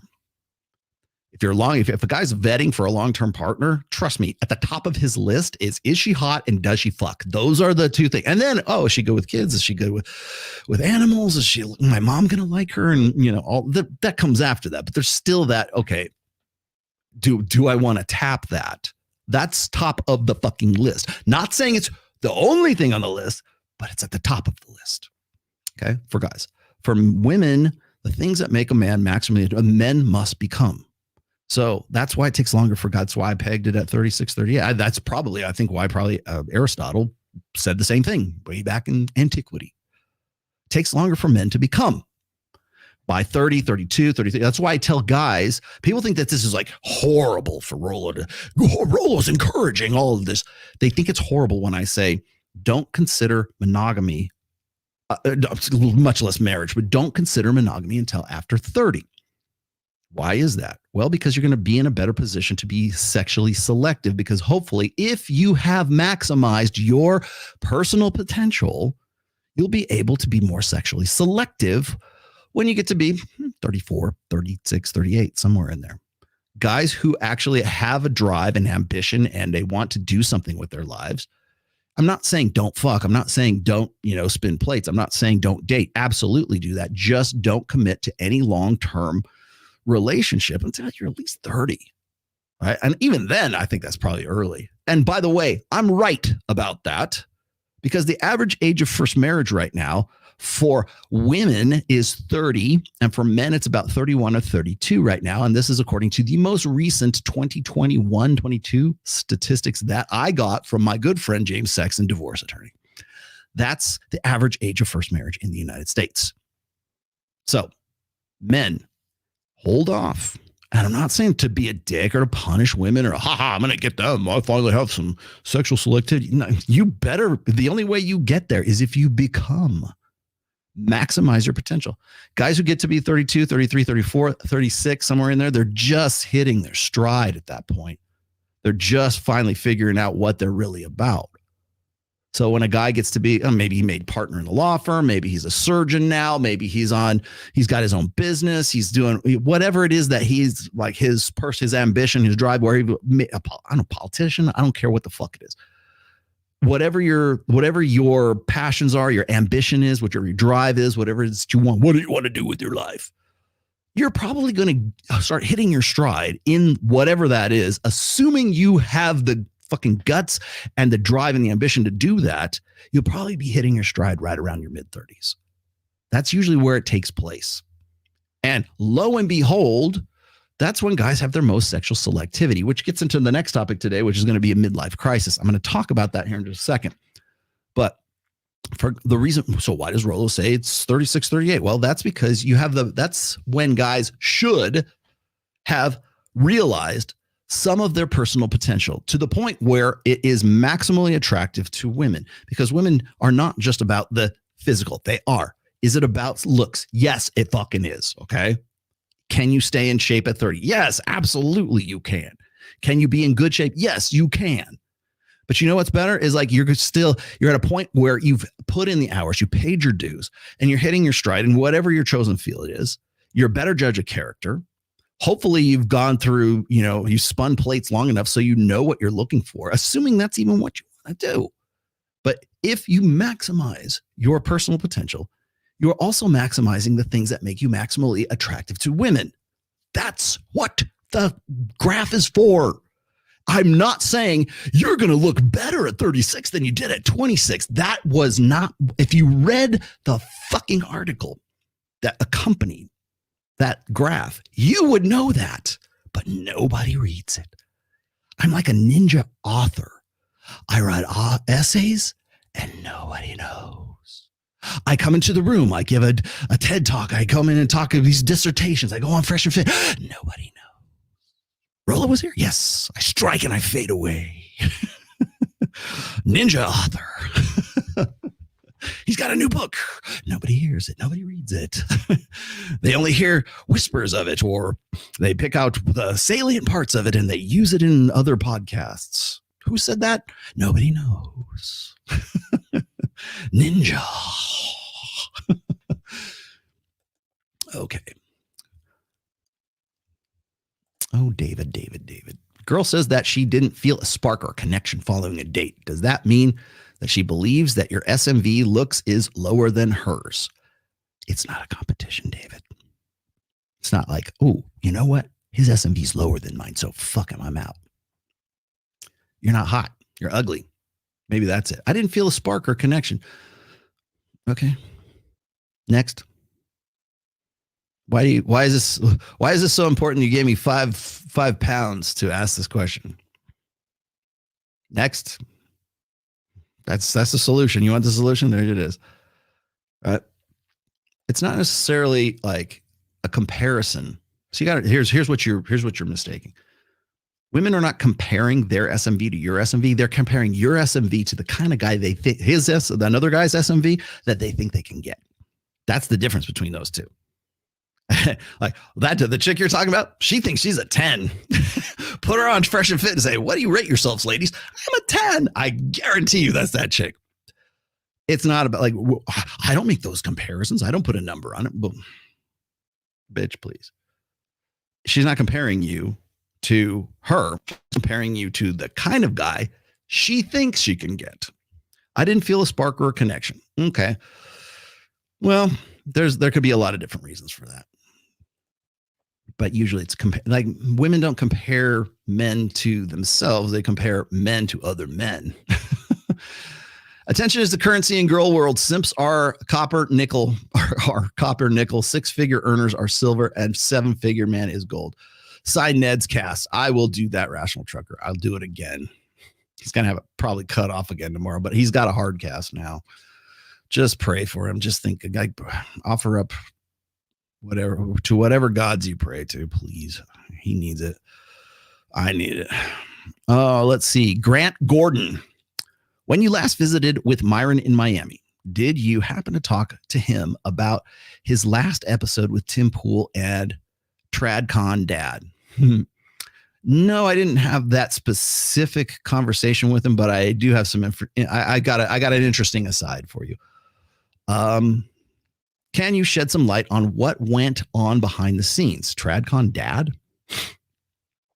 I don't even know who TradCon Dad is. You think Adam Sosnick stirring up red pill hate? Do I think he is? I don't think it's necessarily Adam. I think it's valuetainment. I think it's, you want my real, okay, what'd you give me? $20? Okay, I'll give you, here you go. All right, I'm going to get real with you, Grant. Here's the deal. God, they're going to hate me for this. Natalia runs that show. Just going to say, I'm just going to come out and say it. Natalia runs that show. She does the booking. She is deeply involved with, I would say, Destiny's Angels. If you look at the girls that are on there, you also notice, here's the other thing about Saucecast, and I love Adam. He's a bro. He's still cool with me. I just don't like who he's married to, which is valuetainment. Not very much, but the thing is like, for instance, I'll give you a great example. Can I close this out? Thank you. Here's a great example. When Adam was on Access Vegas, everyone said he is a different animal when he's on Access Vegas. He is like, because he's got he doesn't have to appease anybody. He doesn't have to watch his, mind his P's and Q's, man. He doesn't have to. He can be Adam fucking Sosnick. I was like, God damn it. This is the dude I want to do a fucking show with, man. This is the guy. But you put him on his own show and he's got to be diplomatic, let's just say. And he's got to be a good host too. Whereas on our show, he's just a guest and he can go off. That's why when he went off on Jen and like, she just, was all pissy and everything, accused us of fucking racism because I said she had hoop earrings on. You guys know what hoop earrings mean. She doesn't. You want to talk about like misinterpreting the red pill? That's a prime example of it. But Adam's a great guy. And Adam knows this shit. I'm just sketchy about like how influential Natalia is in that show. She's now doing the logistics for the show. She's certainly doing the bookings. She's certainly getting the girls on there. I had to go through her to get like Maya on. She already got like when I was on there with Mike Sartain and Sterling Cooper, I was actually kind of concerned she was going to have like Jasmine Jafar and some of these other girls that like are associated with Destiny. And I was like, I'm just preparing myself. I don't care if they're on. But she's really tight with a lot of the girls that are tight with Destiny. So I was kind of like expecting that. But I think you're going to see the day where she's kind of gradually, slowly taking over that show. And I'm not saying that, she's going to replace Adam anytime soon. But like, if you look at valuetainment right now, when I was in Miami, July or August of 2022, and I was there with Miguel, They had big plans, and to some degree they've followed through on them. The studio looks fantastic, but they have no talent. They have no other show. Name a valuetainment show that isn't PBD and isn't Saucecast. Jedediah Bila is gone. And by the way, Jedediah Bila and Saucecast, I'm the one that put them on the fucking map. I'm the one that gave them the format. I'm the one that put them in touch with Myron and Fresh. I'm the one that put them in touch with the Tates, or made them familiar with the Tates anyway. PBD wouldn't even know who Andrew Tate was unless there was sort of that red pill connection. So anytime he wants to talk shit about the red pill, say, you know what, you wouldn't have that connection with Andrew Tate. You wouldn't have that, certainly wouldn't have that connection with Justin. I remember the first show I did, it was Torsha and it was Justin Waller on Saucecast when it was still in the vault, when it was in the old studio. And you can go, if you go and you look at the shows from like February of 2022 all the way up through really the end of the year, the only two shows they really had that had any kind of staying power was Jedediah Bila and Adam Sosnick. And Sauce is really the only show that they have that anybody knows about. I don't know any other shows. If people know some other shows, I'd be happy to sing, but they don't invest in talent. And you'll also notice that the people, like the panelists, are always recycled. And the reason why they're recycled is because they're locals in Florida. They don't import anybody. They don't have it. They don't fly anybody in. They don't put anybody up. I mean, maybe they'll give you an Uber ride, but and you know what? I've accepted that. I understand. If I'm there, this is how it operates. I'm not looking for a paycheck. I'm just there to just do a show because Adam's a bro, and I'm good with it. I've accepted that. But you have to know that the mechanics behind all of that too. I'm a little concerned that Natalia will end up overruling that show at some point. Was Aristotle the Rollo of classical Greece? I think so. I would like to think so. Hold on. This is it. This is a better one. New Horizons. Back in the day, children were basically raised to move into positions they would go into. Wife, farmer, etc. Yeah. Today, we are free to be women. We don't always have motivation to do something. Yeah. Well, that's the thing is and by the way, that was I can understand why that would probably have seemed very limiting back then too. Like if you're a peasant, you're probably going to be a peasant. You're not going to be a knight. You're not going to be a badass. You're just going to be a peasant. That's just how it's going to work out. And I mean, maybe that's how it is. I don't know, but you guys get it. Oh, Jesus, I cannot believe how slow the chat is today. All right. I'm probably going to crash the stream right now because I'm about to see if I can get a video to play, which I know it won't because this is StreamYard and things screw up. Which one should we start with? How about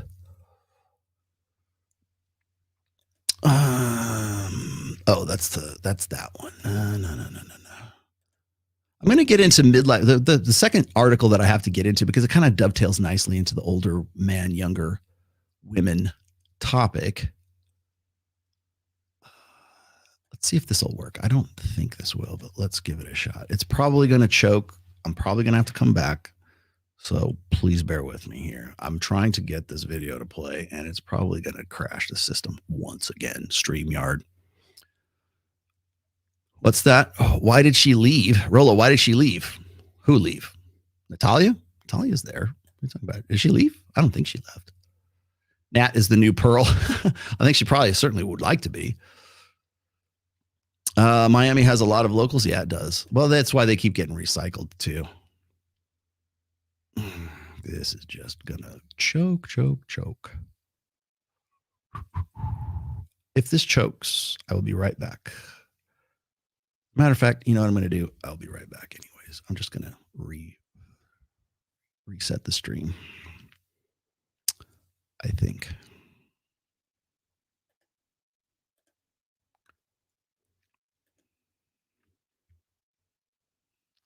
Give me 1 second. I will be right there.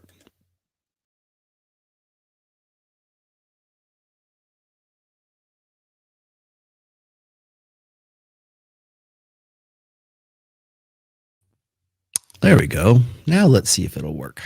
How about this? Will that come up? Ah, look, see, all I got to do is reset the stream. Awesome. Here we go. All right. Sorry, guys. I apparently have to do that now. No, she's there. Yeah, she is there. Tiffany, I'm probably going to have Tiffany on. I'm probably going to do an interview with her. I'm probably going to do a show with Maya for sure. I'll definitely want to get Maya on. Before I do though, let me see. Where did I put that? Okay. So you already saw this. There's Mike and Kylie. And look, here's Rolo and Maya. No, she's not a girlfriend. No, she's not a sister wife. Well, I guess she is. And she's a let's see, an honorary sister wife. How's that? Where? Oh, I got. Where's that other? Did I draw that in? Oh, okay. I've got a study for you guys, but we'll get into that here in just a second. I'm gonna host this video here. Is it bad for women to date older men? Is this a for you? So let's go just specifically to like say the Leonardo DiCaprio situation where a lot of women are upset because he keeps like predictably dumping women when they turn 25 years old. Yeah. And my question is, that's probably the least kept secret in the world. Like everyone knows that. And yet the women are lining up by the hundreds in order to do that. Of course. And so my question is, are they absolved of responsibility because he has so much power? And is it like, oh my God, of course it's Leonardo DiCaprio. So they should take some blame too for wanting to date older men. Not wanting to date older men. I think that obviously I just have to scrutinize your moral compass if you're just like, that this guy's going to like turn you over. I mean, get what you.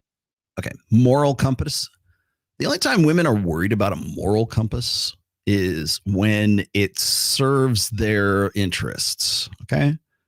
So, I'm worried about your moral. Really what that is, it's a shaming tactic is what it is. And remember, anytime anyone reverts to like convictions or moral or ethics or anything like that, it's an emotional appeal because judgment calls are always about feelings. Can out of it, I guess. But then you're wasting your best childbearing years on a man who's not going to marry you. Yeah, but that's their problem. That's the girl's problem. Of course it is. But I'm saying if I were to give advice. Advice?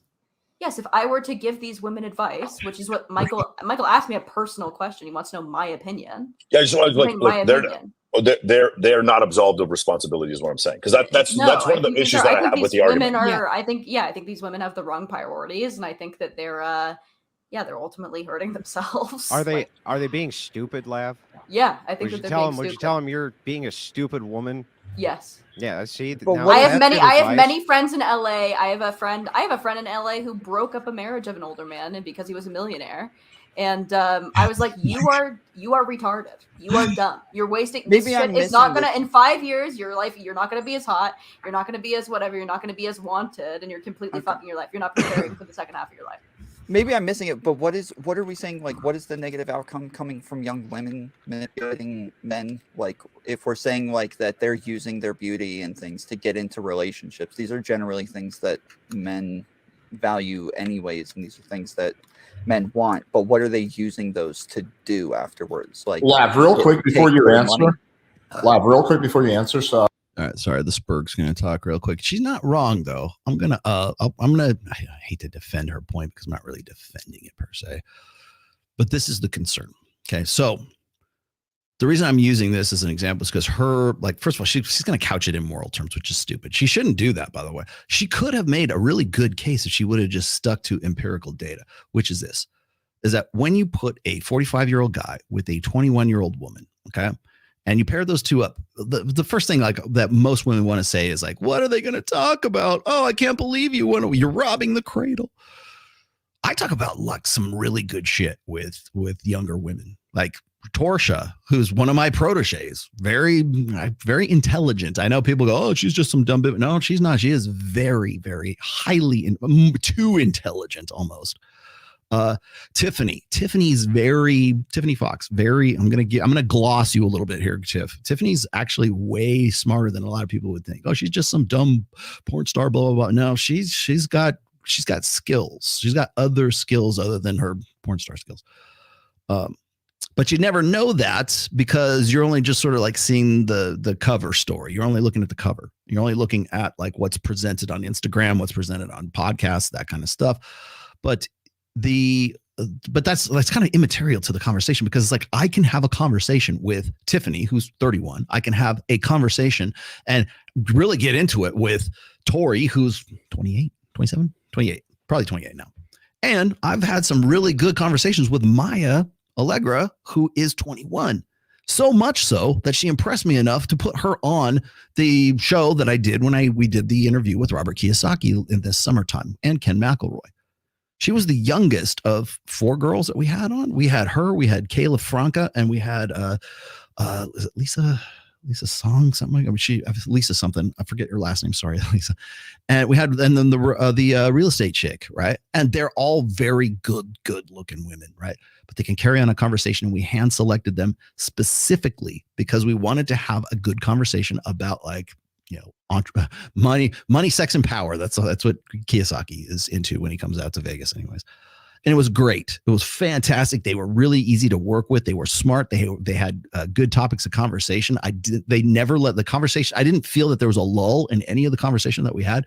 And the reason I picked Maya is not because she's just this cute little 21-year-old girl with big tits. It's because she had already read Rich Dad Poor Dad and really wanted to meet Robert Kiyosaki. So I'm like, fuck yeah.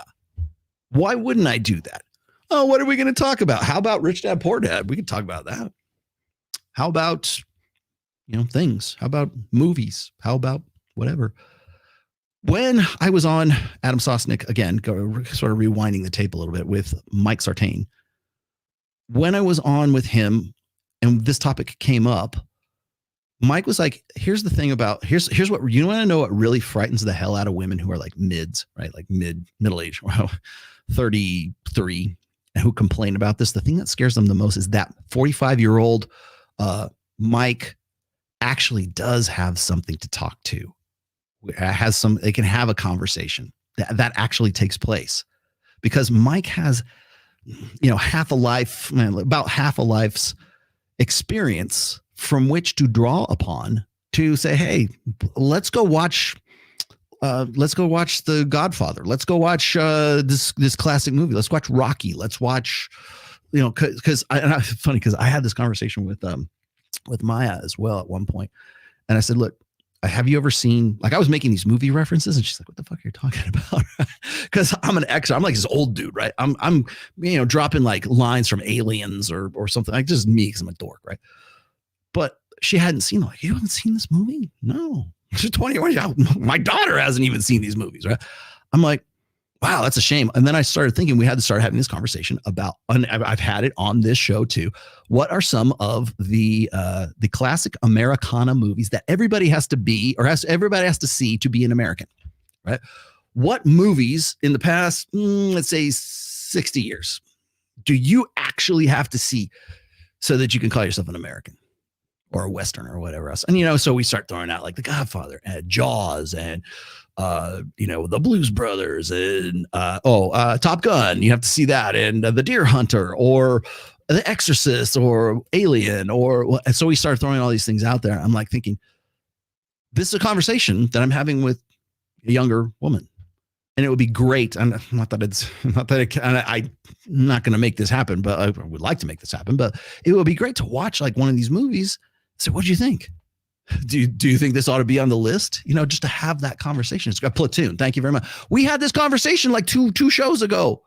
Deliverance. Thank you. Yes, I think so. I think the Blues Brothers belong on there for sure. First Blood. Absolutely. Rambo. Predator.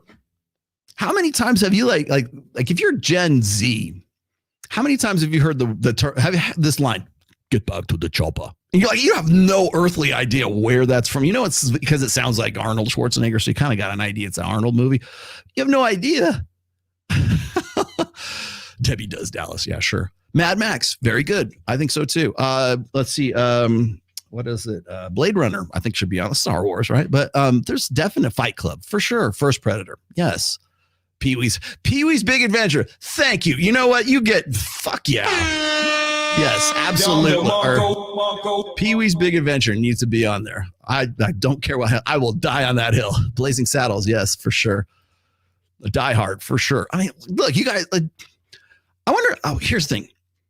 I bet that I am probably older than 90% of the people that are in this chat right now. I'm 55 years old. I mean, maybe there's a few of you that are, right? And you guys can still come up with this stuff and we can still have this conversation. So this whole bullshit about like, oh, you can't have a conversation with her. She's so young.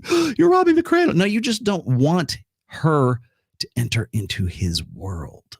That's why. Because Mike has a great fucking world to enter into, man. And this goes back to the fundamental nature of frame. When you read my book, thank you very much. The first iron rule of Tomasi is frame is everything. The frame you begin a relationship with is the frame that you're going to carry on into perpetuity. If you're single and you're in her frame, you're fucked. You need to be the one who sets the frame. You need to have a world into which that woman enters into. And let me tell you, there's nothing more seductive, more immersing, there's nothing better than a guy who already has his shit together and he's already got this lived experience in this world. Hey, come into my world. I'm going to show you Las Vegas nightlife. We're going to watch some really kick-ass movies. We're going to fucking go to the beach. We're going to go to all these special events. We're going to do this. We're going to do that. And this is my world. Do you want to be part of it or not? Comply or goodbye. Right? That's the meaning. A Pretty Woman. Thank you. God damn it. I reluctantly, I under protest, I agree. It does need to be on that list. Beverly Hills Cop. See, all I had to do was just ask you for like what movies you think ought to be on there. That's a conversation you can have. So frame. What is frame? Frame is a world. It's money, muscles, and game. But the money, muscles, and game make frame. It makes the world. It makes your achievements. It makes the things, your experiences. It makes builds your character. All of the things, like people want to throw this out and say like, well, and I know why, because it's like monetized into the ground. But when you talk about money, muscles, and Pulp Fiction, absolutely. You know what else needs to be on there? Say my name. You got to watch all of Breaking Bad. If you don't, you're not an American.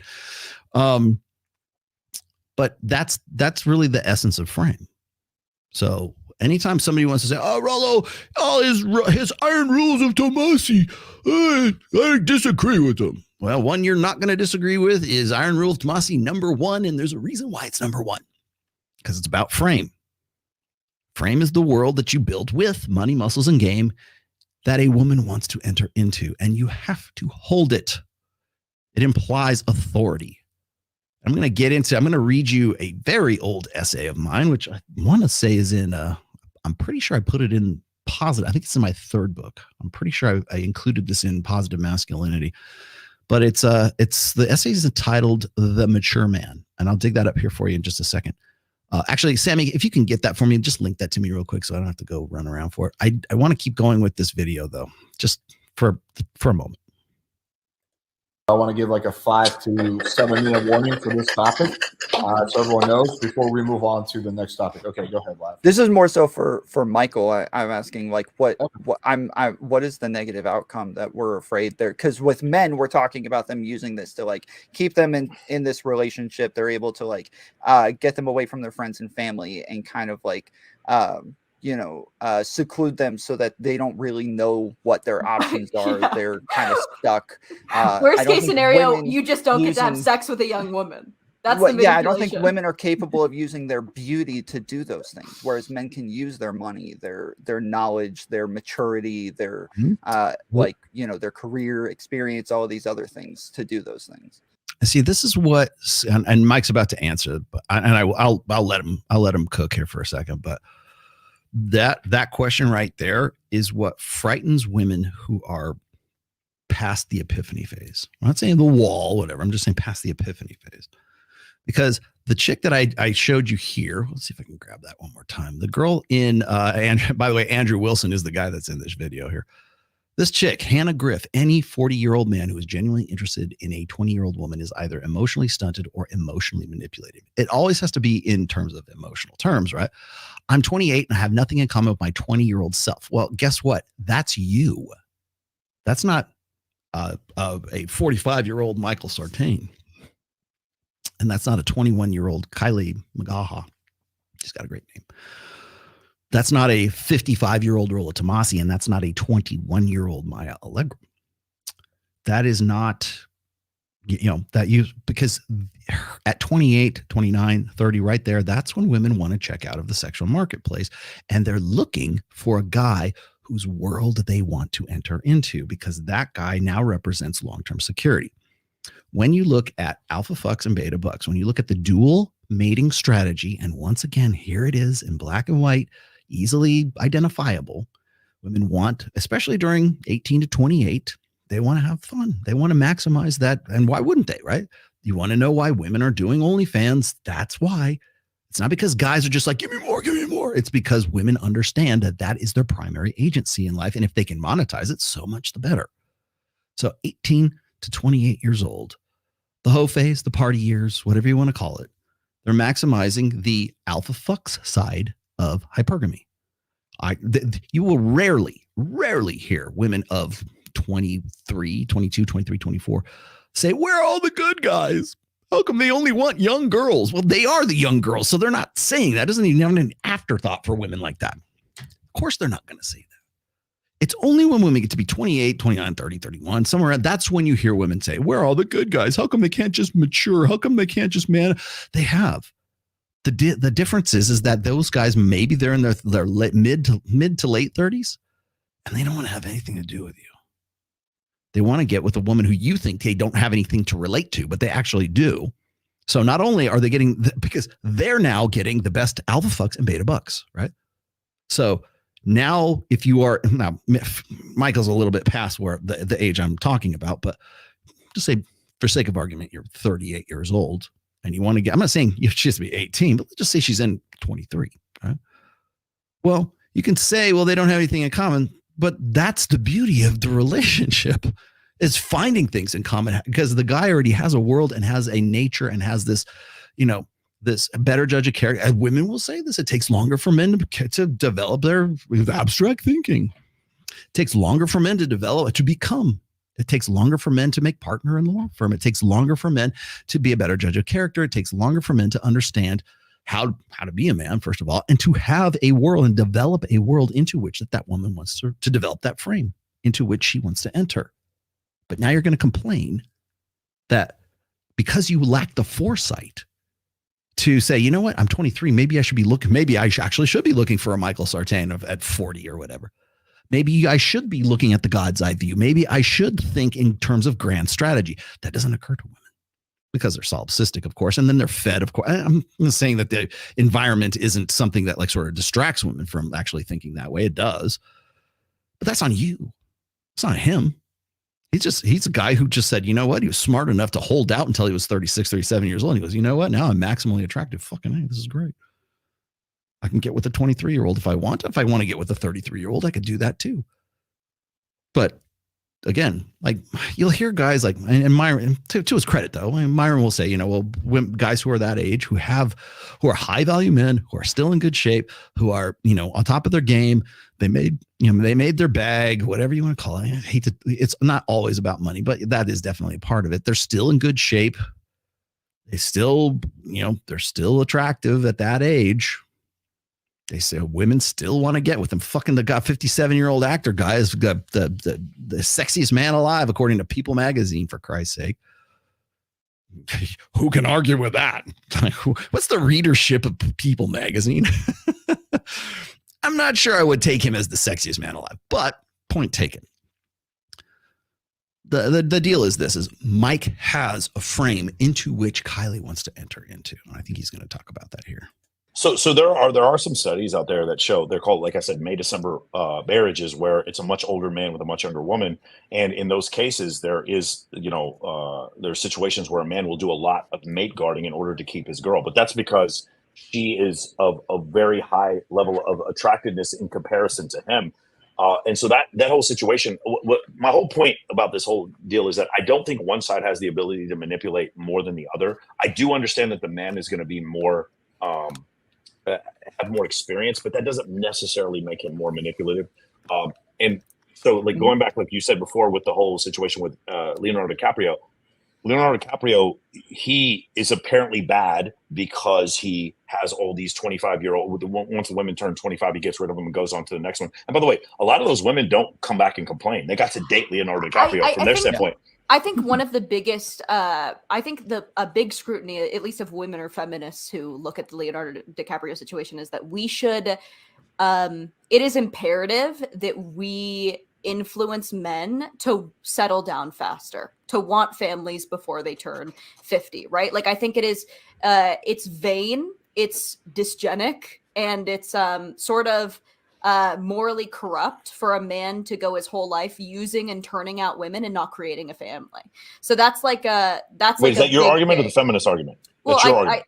I think that's like the inherent uncomfortable feeling of most women when they look at the Leonardo DiCaprio situation. Like, Got it. That it is What feminists are saying that? That goes against sexual liberation.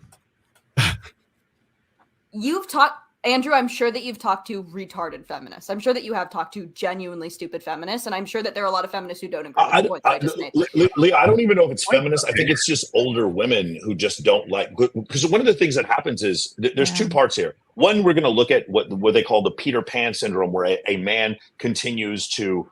See, here's the thing. You're looking at the 50-year-old man and his wealth, and you're like, oh, well, he should have just got married at 32. What if he wasn't wealthy at 32? I can tell you a lot of guys, they become more established later in life, and they had to work really hard to get to that, level of comfortability and wealth. And then all of a sudden they're like, you're selfish for not creating a family as soon as you can. When in reality, like during his early 20s, he had very few options with women. And now he has more because he's finally put on some muscle. He has some gray hair. Like he actually at some point in his life can afford a house, maybe 2 houses, maybe a car, things like that. He has some level of financial freedom. This is the first point in his life where he's actually turned into the 21-year-old hot girl. I don't think that's All right, she's going to rattle on here in just a second. Actually, let me just take her out real quick. So what he's saying is, again, what you're saying is that developing some, like the longer you hold out, the longer you like put, you build that world and you build that empire and you build that castle, right? The longer you have to do that, the more selectivity you're going to have as a guy, assuming you stay on top of your game. Now, all of this is predicated on one thing, that you're maximally contributing to your maximum potential in life, to making sure that you have what makes you maximally attractive. So, like, for instance, and I got this too, by the way, where'd it go? Here it is. See, now I can put this up finally. So when I throw this out here and people say, Rollo, I can't believe you think that a guy is as good looking at 35 or 36 or 38 as he would be when he's 28 or 30. I'm like, dude, that's not what this is about. The things that make men alpha fucks and beta bucks, right? Maximally physically attractive looks. Okay, good. Physique, physical prowess, a capacity for violence, dark triad personality traits in measure, right? Those things, the things that make a woman want to fuck him on the same night, alpha fucks traits. Then beta bucks traits. What makes him a good long-term security bet for her? What Mike is talking about here is the old adage, courtesy, and I'll quote, credit where it's due, Rich Cooper. Women don't care about men's struggles. They wait at the finish line and they bang the winners. Okay, so my only problem with that is that not every woman can be the one. Not every guy is going to be a winner, and not every woman is going to be able to be waiting at the finish line. Some of them have to make a bet on a horse, on a racer, on the guy who's going to get to the finish line in the first place. That guy has to have some sort of long-term potential. That's why when women are younger, they're looking for guys who are good, who have good potential. Like this guy, he's going to law school. He's going to be a surgeon. He's in his, his internship or his residency or whatever. He's going to be a surgeon. He's going to do this. He's a good bet. He's sexy now. I want to fuck him, but he's not he's not the winner at the finish line. He's not Mike Sartain at 45. He is this dude at 28, 29, 30. Or maybe even younger. I can use I remember I've used this example before, so forgive me if you've heard this before, but like Gary Vee, for example. Gary Vee has not always been the multi-bajillionaire guy that he was, but in his 20s, he got with his first wife, I guess only wife. I don't know, he got remarried, but he got with his wife. They've been together, they had kids and everything like that. He was a good bet at one point to Gary Vee's wife. Then, of course, he becomes Gary Vee. They get separated. And I want to say it was like in 2022 that they got divorced, separated, whatever. And he's with a much hotter, much more, certainly younger, much more sexual, much more enthusiastic, probably. Now, Gary Vee's not going to get that caliber, that choice of woman, if he's not fucking Gary Vee, if he's not making that kind of money.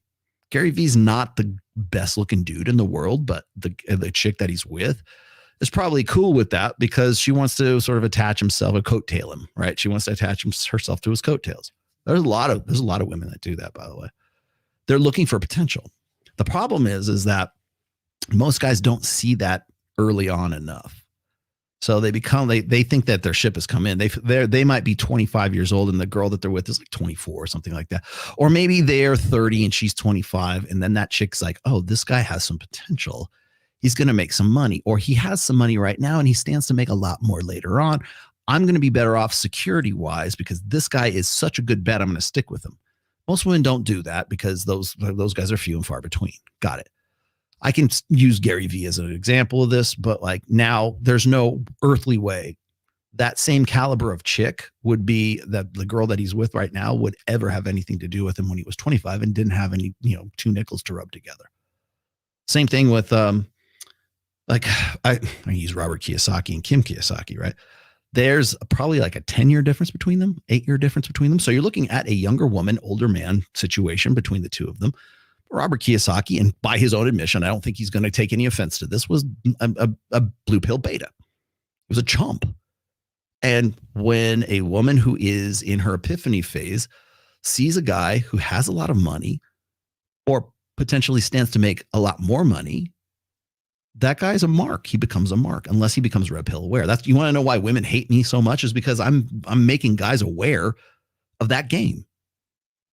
Like saying, guys, don't settle down until you get to be 30 years or until you get to be 36 years old or whatever. And at least then consider it, right? I'm not saying don't still date and fuck around, whatever you want to do, but don't consider marriage or monogamy or whatever your long-term, you agree with until you have done something, you maximize some of your potential, because the minute that you do, the minute you take on that commitment, because that comes with a lot of other things.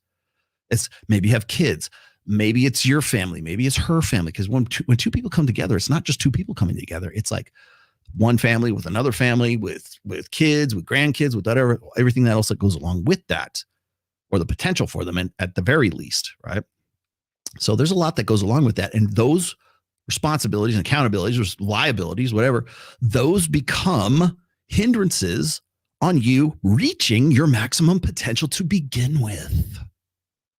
So when Rollo Tomasi puts out a tweet that says, hey, the fastest, quickest way to becoming a high value man, avoid family, don't get married, a vasectomy, oh my God, only to protect yourself from paternity suits, really. That's what everybody fixates on. But you know what? There's 7 articles to that too, by the way. Get in shape, stay in the gym, blah, blah, blah. Never was it resist the lure of easing up on your focus. That was one of them too. Nobody disagreed with that whatsoever.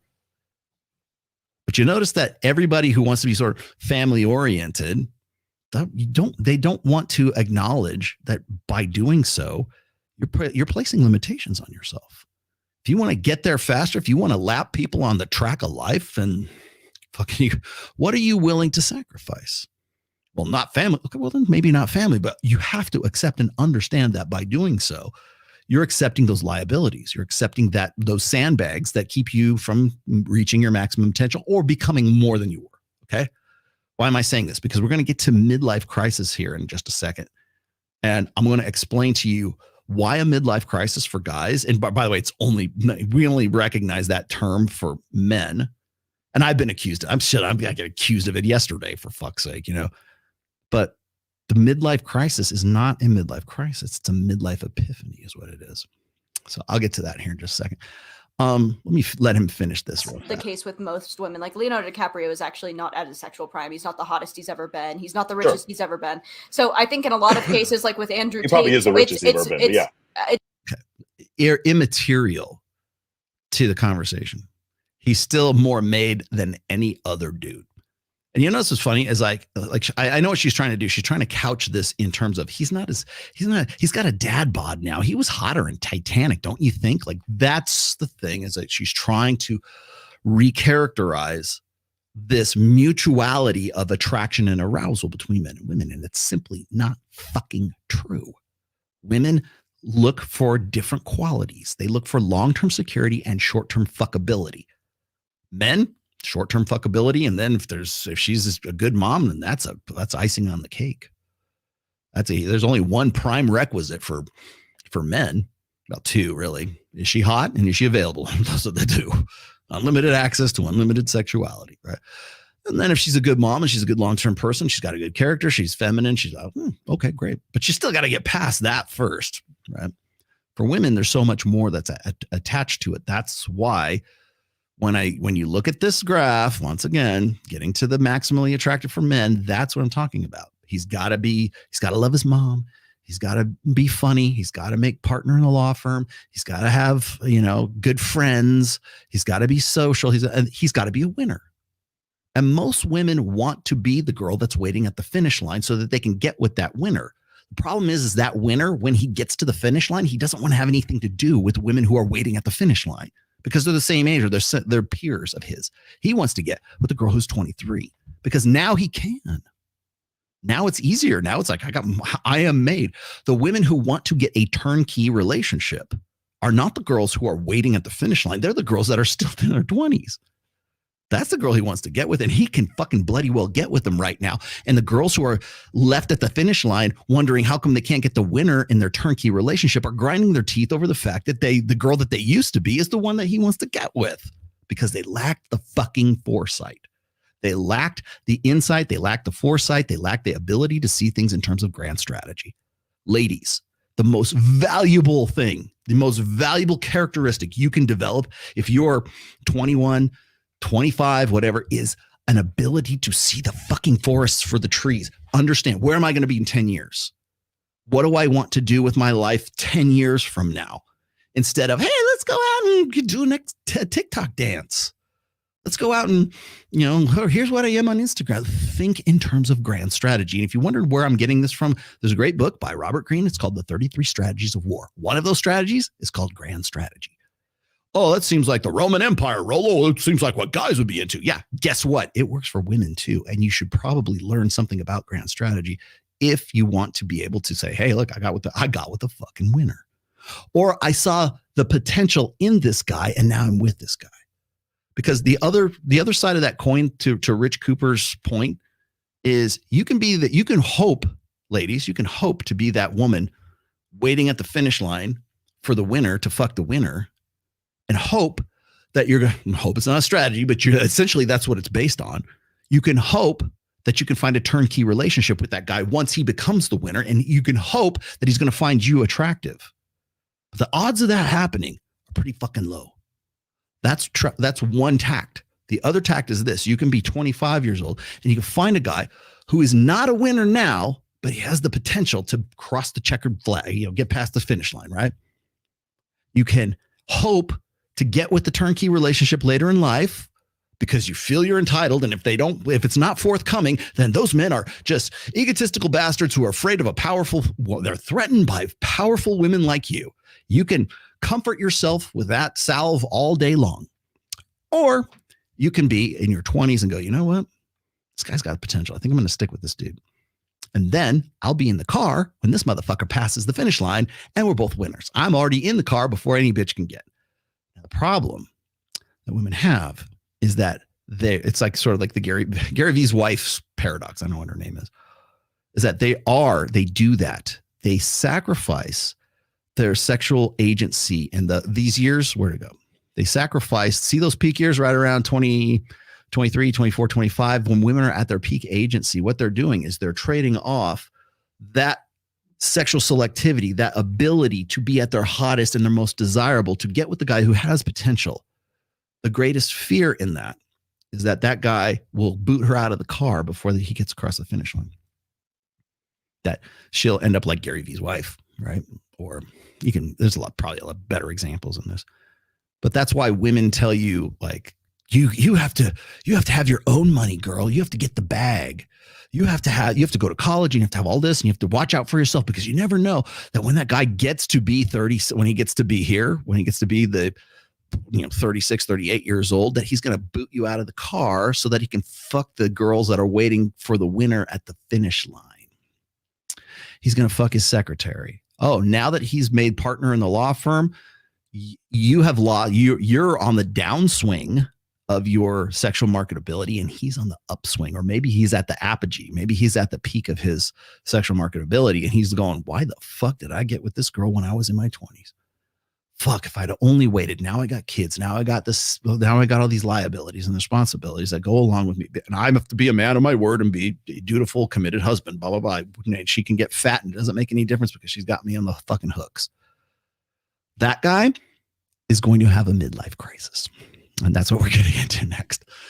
Let me throw this one. I'm going to pull that out. And let's put this in here. Now, this was Dr. Taraban. Is this the one? He was on Fresh and Fit. I don't want to, I was going to use is this it or is this it? Let me see. Okay, here it is. I think this is it. Why women say men are having a midlife crisis. Here it is. This is Dr. Taraban. The one you mentioned, which is shaming men. Wait, that's so not. I don't want to put this in there, and I'll tell you why, because I don't want to get a copyright strike for that. Rumble is really particular about me using their shit. So it's actually not that one. Is it this one? I think it's this one. Dr. Orion Taraban, and this is Psych Hacks, Better Living Through Psychology. And the topic of today's short talk is why men have midlife crises. So a midlife crisis is generally something that occurs in the late 30s to mid 40s. The archetypal crisis is a man who suddenly divorces his wife, leaves his family, buys a sports car. By the way, this is no cut on Dr. Taraban. I'm just going to add a little. I don't necessarily disagree with what he's saying, but I'm going to add. I think it's incomplete. So I'm going to see if I can complete it a little bit more for him. So what did he just say? 30s and 40s? Where are we at? Oh, look, right in the middle of men's potential peak years. Dates much younger women and otherwise abandons his responsibilities in favor of an increasingly hedonistic lifestyle. While I believe that women can also have. You notice that, and this is not a cut on him because he's only like going from what popular conception is, but like you notice that it's hedonistic for a guy to pursue the things that he wants when he can get it, when he thinks he can, right? Have midlife crises, they tend to look different, but they're generally not as common. And I think the reason for that is the factors that tend to produce these crises are, as we'll see, more prevalent among men than they are among women. That said, all men obviously do not have midlife crises. So what typically causes this phenomenon when it does appear? Midlife crises occur for two primary reasons. I'm going to add a third to this, but first of all, they tend to impact men who have been pro-social, duty-conscious, and responsibility-oriented betas in waiting for most, if not all, of their adult lives, potentially ever since they were teenagers. These are men who were making their parents happy. Then they were doing what their teachers wanted. Then they were hardworking, long-suffering employees. And finally, they were the often thankless servants of their wives and children. As long as they've been conscious. All right, let's hold that for 1 second. This is exactly what I was just saying a minute ago. When guys are the good potential, or those guys are what I've called betas in waiting. These are the guys who are dutiful betas who develop themselves and maybe even honorably so. It's becoming less and less common because like we always complain about like Gen Z and the guys just don't have drive. They don't have a purpose. They're just kind of rudderless in life. I think that definitely is a thing, but the thing is that we're still comparing midlife crises in men to guys who are taking on these responsibilities earlier in life. Because what did he just say? He said midlife crisis happens between like 30 and 40, right? That presumes that the guy has been married since he was like 25, 26, which we know increasingly today, especially when we look at average age of first marriage, is 30 for women and 32 for men. When we look at that age differential right there, you're still talking about a demographic of guys who hit 30 or 40, and then they have this sort of midlife epiphany, really. They kind of realize that what their life that could have been had they done things differently. They've been measuring themselves by other people's yardsticks, behaving as they should, often at great personal expense. To be fair, they were often socially rewarded for their sacrifices. However, what they gained might have actually paled in comparison to what they lost in the bargain. Okay. Now, here's my question. Were they actually socially rewarded for this? And by social reward, I mean like they're just patted on the back. Now this is just me. This is how I'm interpreting this. Okay. This is sort of the dynamic that we always kind of criticize for guys who are like these stepdads, right? I'm not a stepdad. I'm the dad who stepped up. That's social reward. That's like, oh, you're a stepfather. You married, you wifed up a single mommy. You're a saint. Good for you. You're getting, more men need to be like you. And really all you're doing is like that social reinforcement. It's operant conditioning is what it is. It's like peak behaviorism is what it is. But it's this idea that you will get positive strokes. You will get social approval for doing what? For essentially completing women's lives, like essentially your own cuckoldry, really. But the idea that fulfilling a woman's life plans in spite of herself is a noble thing for guys who really lack the options to do much of anything else. Now, what generally happens around 40, at least in the modern civilized world, is that people get their first real taste of mortality. Everyone knows they're going to die. But most of the time, this is more of an impersonal fact than a felt understanding. And it's around this time that a parent, for the first time, falls seriously ill or passes away, or perhaps a person experiences their own first significant health scare. And it can happen that nothing at that point is standing between that person and death. Okay, so this is what he's again. I'm gonna quote 33 Strategies of War. What he's quoting here is essentially what's called death ground strategy. Putting yourself in a situation where you have to burn the boats behind you. Okay, you have no other choice. It's do this or you die. Do this or go extinct. Right. It's putting yourself in a situation where you have to succeed, or it's like what, get rich or die trying. And I'm not saying that in the literal sense. I'm just saying that the idea that your own mortality would be driving your midlife crisis, I think is a little maybe, but I think it's kind of like more naive to think of it in those terms. It's like, oh, well, I had my first brush with death at like 32 or 36 or whatever. Like, it's like, first of all, I'm 55. My father died. How old was I? Maybe I was in my 40s. I think it was in my 40s when my dad died. That was the first time I had to deal with like my parents died, and then my mom died after. My mom died in 2020, right? And that didn't necessarily spark a midlife crisis for me. I think what it is it's really about potential. You're maximizing your own potential and the things you could have done. I don't know. I'm going to paraphrase this because I don't know where this quote comes from, but there is nothing that is worse, I think, for men in general than unrealized potential. You have this talent, you have this thing, you had this something that you could do, but you didn't. The life you could have led had you made different choices. And why am I bringing this up? Because this is the number one regret. You want to know where like the anger phase comes from? When guys sort of go red pill, they have their red pill moment or whatever you want to call it, right? When they sort of realize and they wake up to the idea that the rules and the rule set that they have been playing with in the rule book or whatever that they've been playing with, no one else is playing. And they get pissed off and upset, and they go through the anger phase. They have to cross the abyss, as I've said in like 3 of my books. you have to cross the abyss, and you have to understand that, you're in a better paradigm now. Most guys kind of languish in the anger phase because it feels good to hate, right? But they're not angry at women. They're angry at themselves for having believed the bullshit for so long. Well, here now, take that guy and make him 36 years old. Put him in a position where he should have maximized his maximum potential, like say 36, 38 years old. He should be hitting his stride. He should have made partner in the law firm. He should have had his own business. He should have done all these things, but he didn't, because he made choices based on his blue pill understanding when he was in his 20s. And now he has all these responsibilities and liabilities. He's a good guy. He's doing what everybody, he's patted on the back. You're doing a great job. You're doing what everybody told you to do. But it's bullshit.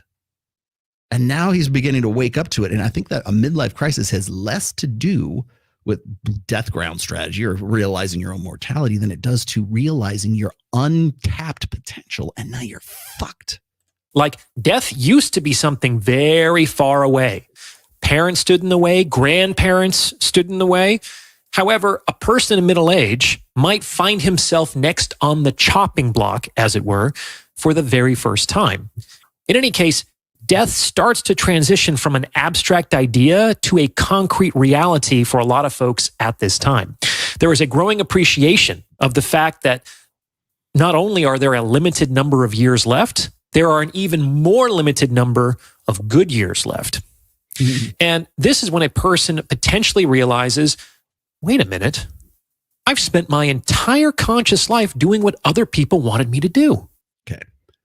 When what other people wanted you to do is the old set of rules that you think everybody else is playing by, and then you suddenly realize through crisis trauma, a divorce, you get zeroed out at work or something like that, and now shit changes, and you realize that your relationships and the things that you thought were valuable, and you thought the people who were your friends and your wife and everybody who was on your side, they were only insofar as you were able to provide them with long-term security, and now you can't do that anymore.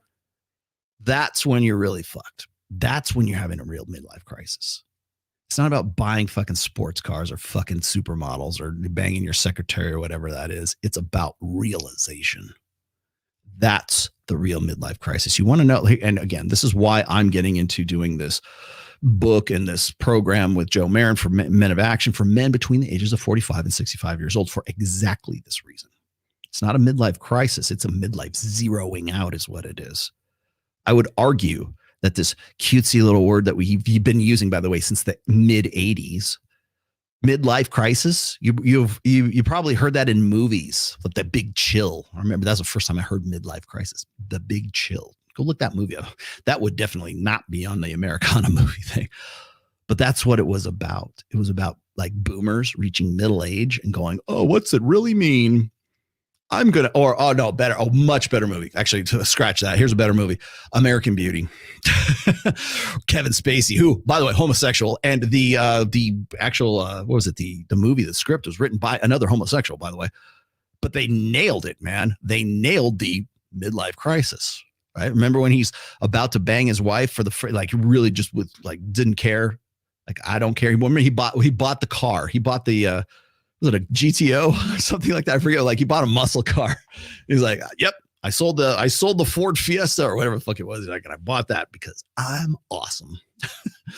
And he got some big payout because he had his boss on by the balls. And so he got a severance package that was like way more than he should have got. So he's living high on the hog, and he's like having a midlife. Oh, he's having a midlife crisis. He wants to fuck younger chicks and everything like that. It's basically that whole thing is about midlife crisis. But the funniest thing about that is, like, and I'm not taking nothing away from Taraban here, but like, I think the idea of a midlife crisis is something that women like to, in some way, instill in men. They think, oh, he's going to hit his midlife crisis. Oh, look, he wants to start playing guitar in a band again. Right. Oh, look, little boy, he's going to get a sports car. Oh, look, he's interested in younger women. He thinks that older men and younger women can work out. Oh, what will they ever talk about? Midlife crisis. Like, that is cope for women who understand exactly what he's going through, whether they do or not. Right. It could be just that it's a social convention. That's a convenient one For a gynocentric social order, absolutely it is. Because if they can explain away that it's all about ego and it's all about the guy wanting to relive, because most of the time when women talk about like midlife crisis, it's because he has a fragile ego. It's because he's trying to rekindle his past. He's trying to go like glory days, right? He's trying to be what he used to be in high school or college or something like that. And let him have a sports car, maybe. That's okay. You're the one who has the real authority in the relationship anyways, because it's backed by the state, right? But that's what it comes down to. Like, women are encouraged to shame men of that particular age. Hell, even dude, I'm 55. I'm well beyond the midlife crisis phase, right? But people will still accuse me of that because I hang out with much younger women, or because I have a bitchin' Camaro, right? Because that's me, right? That's just what I've been doing for like God knows how long. But because it's Rolo doing it, they can throw shit at me. But here's the thing: is like these guys who go through this, it's because they pass the finish line, but they're not winners. That's when you have a midlife crisis. Women don't care about men's struggles. They wait at the finish line and they fuck the winners. If you pass the finish line or you get past your point of peak potential and you're not a winner, then you're going to have a midlife crisis. Then you're going to go, what have I been thinking all this time? When I deal with guys like Robert Kiyosaki is a really good example of this, but I have had older men that I have done like consults with, private one-on-ones with, and they are in their 60s. Maybe in one case I had a guy who was 70, and he found my work and he said, this is like going to destroy me. And I'm like, why is that? He says, because I'm waking up to all of these things and all of the decisions and all of the achievements and everything I've done in my life has been done based on false pretenses, based on the fact that I was trying to be the good boy. I was trying to do what I believed I achieved what I achieved according to the old set of rules because I just did it as much as I could because I thought that was the right way to do it, either through ideology or religion or my family or whatever else. And I just did what everybody said is the right thing to do. And I'm fucked for it at 70 years old. And I read your book and I'm like, fuck. And I'm like, and that guy is the hardest dude for me to counsel, because those guys, as he was saying, they don't have many years left. If you're 70 years old, what am I going to say? Well, I'll tell you what I'll say, but what am I going to say to you when I say, you know what, everything that your kids' relationships, your divorce, your alimony, your child support, your gray divorce, whatever it is, all the things that you're going through, it's really because you subscribe to this sort of blue pill mindset and I didn't come along sooner. And you could have made better decisions for it. Like the guy who is getting divorced at 40, much easier to counsel than a guy who's like 70 in his life that could have been, because everything he had, even if he's successful, even if he's like a multimillionaire, even if he's Robert fucking Kiyosaki, it's tough to have Kim Kiyosaki tell you, I don't need you anymore. Verbatim, literal quote from him. That's a smash in the face when you in your entire life have believed in the soulmate myth and you bought into all this blue pill bullshit. And then that happens. And then you read The Rational Male, you talk to me or whatever else. And I'm going to try to be as empathetic as I possibly can. But the hurdle, the obstacle that a guy like that has to get over is the fact that everything that's led up to this point has been based on bad, inaccurate information. Your soulmate myth, your one-itis, she's everything. Oh, she's smart. Like by the way, if you saw, I don't know if you saw this, but if you saw the second episode of my appearance on Dr. Phil, which came out in May, by the way, it was a 2-part episode. I don't know if you knew that, but that's where the superfluous conversation comes in. And it was after that show that I realized that Dr. Phil is what would have happened to Robert Kiyosaki had I not come along, had he not, had his friends not turned him on to The Rational Male.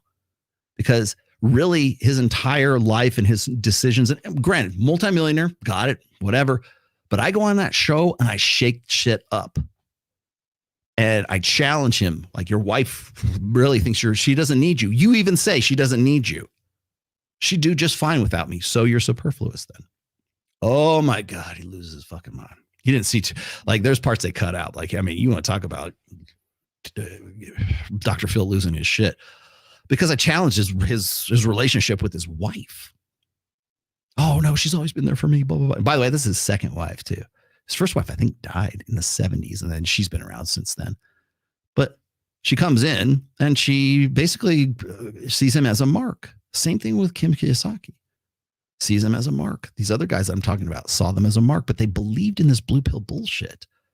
And they believed they were doing the right thing, and they just couldn't understand why they've been living in a sexless marriage for the last 40 fucking years.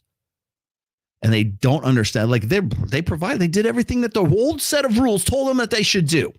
I played by the fucking rules and I got fucked for it, Rollo. I'm getting zeroed out at 70. And the toughest pill to swallow is realizing that everything that's led up to them being 70 years old, even if they're like at the top of their game, they're worth $100 million. It's like kind of a Pyrrhic victory, right? It costs you more to win it than not winning it, right? And so now, I mean, I'm happy to say Robert Kiyosaki is in a much better place. And I mean, not to pat myself on the back because he's the one that does the work, but that's hard because like Robert Kiyosaki is like 76 years old. How many? I mean, I love him to death, and I hope he lives a very long life. But man, how many productive years? Like as Dr. Taraban's talking about here, how many productive years does he have? You want to know why guys between 45 and 65? Why that's the prime demographic for self-deletion? It's because they get zeroed out and they go, how many good years do I have left? I can rebuild myself now that I know the red pill paradigm and I've got more accurate, actionable information now. But do I have the perseverance, the strength of will? Do I have the gumption? Do I have the kick in the ass, the fire in my belly to actually go and reinvent myself and rebuild myself at 50 some odd years old or 60 years old? Unfortunately, for most guys, the answer is no. And I wish it was different, which is why I'm doing the programs. Which was frankly my fault. And if I don't do anything, I'm going to spend the rest of my conscious life doing the exact same thing. I've just been doing what was expected of me this whole time. What about me? Like, my life is also for me. I want certain things. I want to get laid. I want pussy. I want to get the pussy that I should have got when I was 36, 37 years old, but I didn't because I made the decision to get with this woman who's now my sexless wife. And now I want her to suck my cock like she used to. That's a big part of it. But it's not just getting a fucking sports car. That might be a little part of it. But why do guys get sports cars? Because they're car guys. I'm a car guy, so at least I can knock that one off the list. But why? To live the way that I want to live. There are experiences that I want to have before I go, etc. And this selfishness, which has been suppressed for so long, just explodes onto the scene. And this isn't necessarily a bad thing. It is the privilege and responsibility of every human being to live their own lives, which if... The problem with that, Dr. Terman, is that it implies men have authority, that they should have that authority. And I think they should. But the problem is you've got a guy who's gone pretty much his entire life doing everything that everybody told him he ought to do. Do the right thing. I'm going to quote Rich Cooper once again. Rich, I love you to death. I love the new show, by the way, the new panel show with all the chicks on there. Awesome. Keep going with that, man. Ladies' night. I'm tuning in every single time now. Great show. Keep going. Welcome back to the Mana Swamp, my friend. But anyways, quoting him again is like the idea that you should have that authority, the idea that you should be selfish enough to want to do to have that, to step up for yourself, right? Is it's something that guys would aspire to, but they've been told their entire life to do the right thing. And again, quoting Rich once more, is we tell men to do the right thing. We tell women to do what's right for her. In a gynocentric so we've been saying that message has been repeated really since the Gloria Steinem, Betty Friedan, 1970s militant feminism era. And we're still repeating and parroting back and regurgitating that same line over and over and over again. In fact, we don't even think anything different. We think that that's the way it ought to be. And when we tell a guy to do the right thing, I'm going to focus on that right now, but tell a guy to do the right thing, and he does that, and he continually does the right thing, and he only gets what he's gotten because he keeps doing what he's done, and he gets to the point where he passes the finish line at 36, maybe 40, and realizes that he could have done way more with his potential had he not got married, had he not focused on family, had he got a vasectomy, had he stayed in the gym. All of those things that I said in that one fucking tweet, maybe not the vasectomy, all those things that I said in the tweet, he would be in a much different position. Or he could follow the Gary V route where he says, you know what? I am a badass right now. I make more money than God. I don't need to be with this sexless bitch anymore. And I can afford the divorce. Jeff Bezos, maybe. I guess you want to say, maybe that's a bad example because he's older. But you look at these guys who are like, have a lot of Elon Musk. Elon Musk should not get married. He should just like breed and move on to the next one. I think it's funny that we like criticize Leonardo DiCaprio for like nailing, 25 year. When they're 25, he recycles them, right? Like look at Elon Musk's like love life. It would be cheaper for him to just go buy women houses and like say, okay, take care of my kids because I'm going to impregnate you now. Hope you have a breeding kink because that's where we're going, baby. I mean, it would be more pragmatic for him. How can I be wrong, right? But the thing is like once that guy gets past that age, once he gets past the finish line, so to speak, of his maximum potential. Now, here's the thing is, I'm not saying that that's necessarily set in stone. Okay. Because I'll tell you right now, I was not at my maximum potential when I was 36, 37 years old, but I never had like a midlife crisis. Certainly not then. Right. Because I knew what I was more goal oriented. I think when for guys to avoid a midlife crisis, you have to be sort of on your game. You have to be working towards something. You have to be preoccupied with your own success. Then you probably can avoid a midlife crisis. I have a sports car. Well, would you consider that? I have a 2011 Chevy Camaro. I love it. I bend over backwards for that car, but I've always been a car guy because my brother, I don't know if people know this, my brother actually restores classic muscle cars.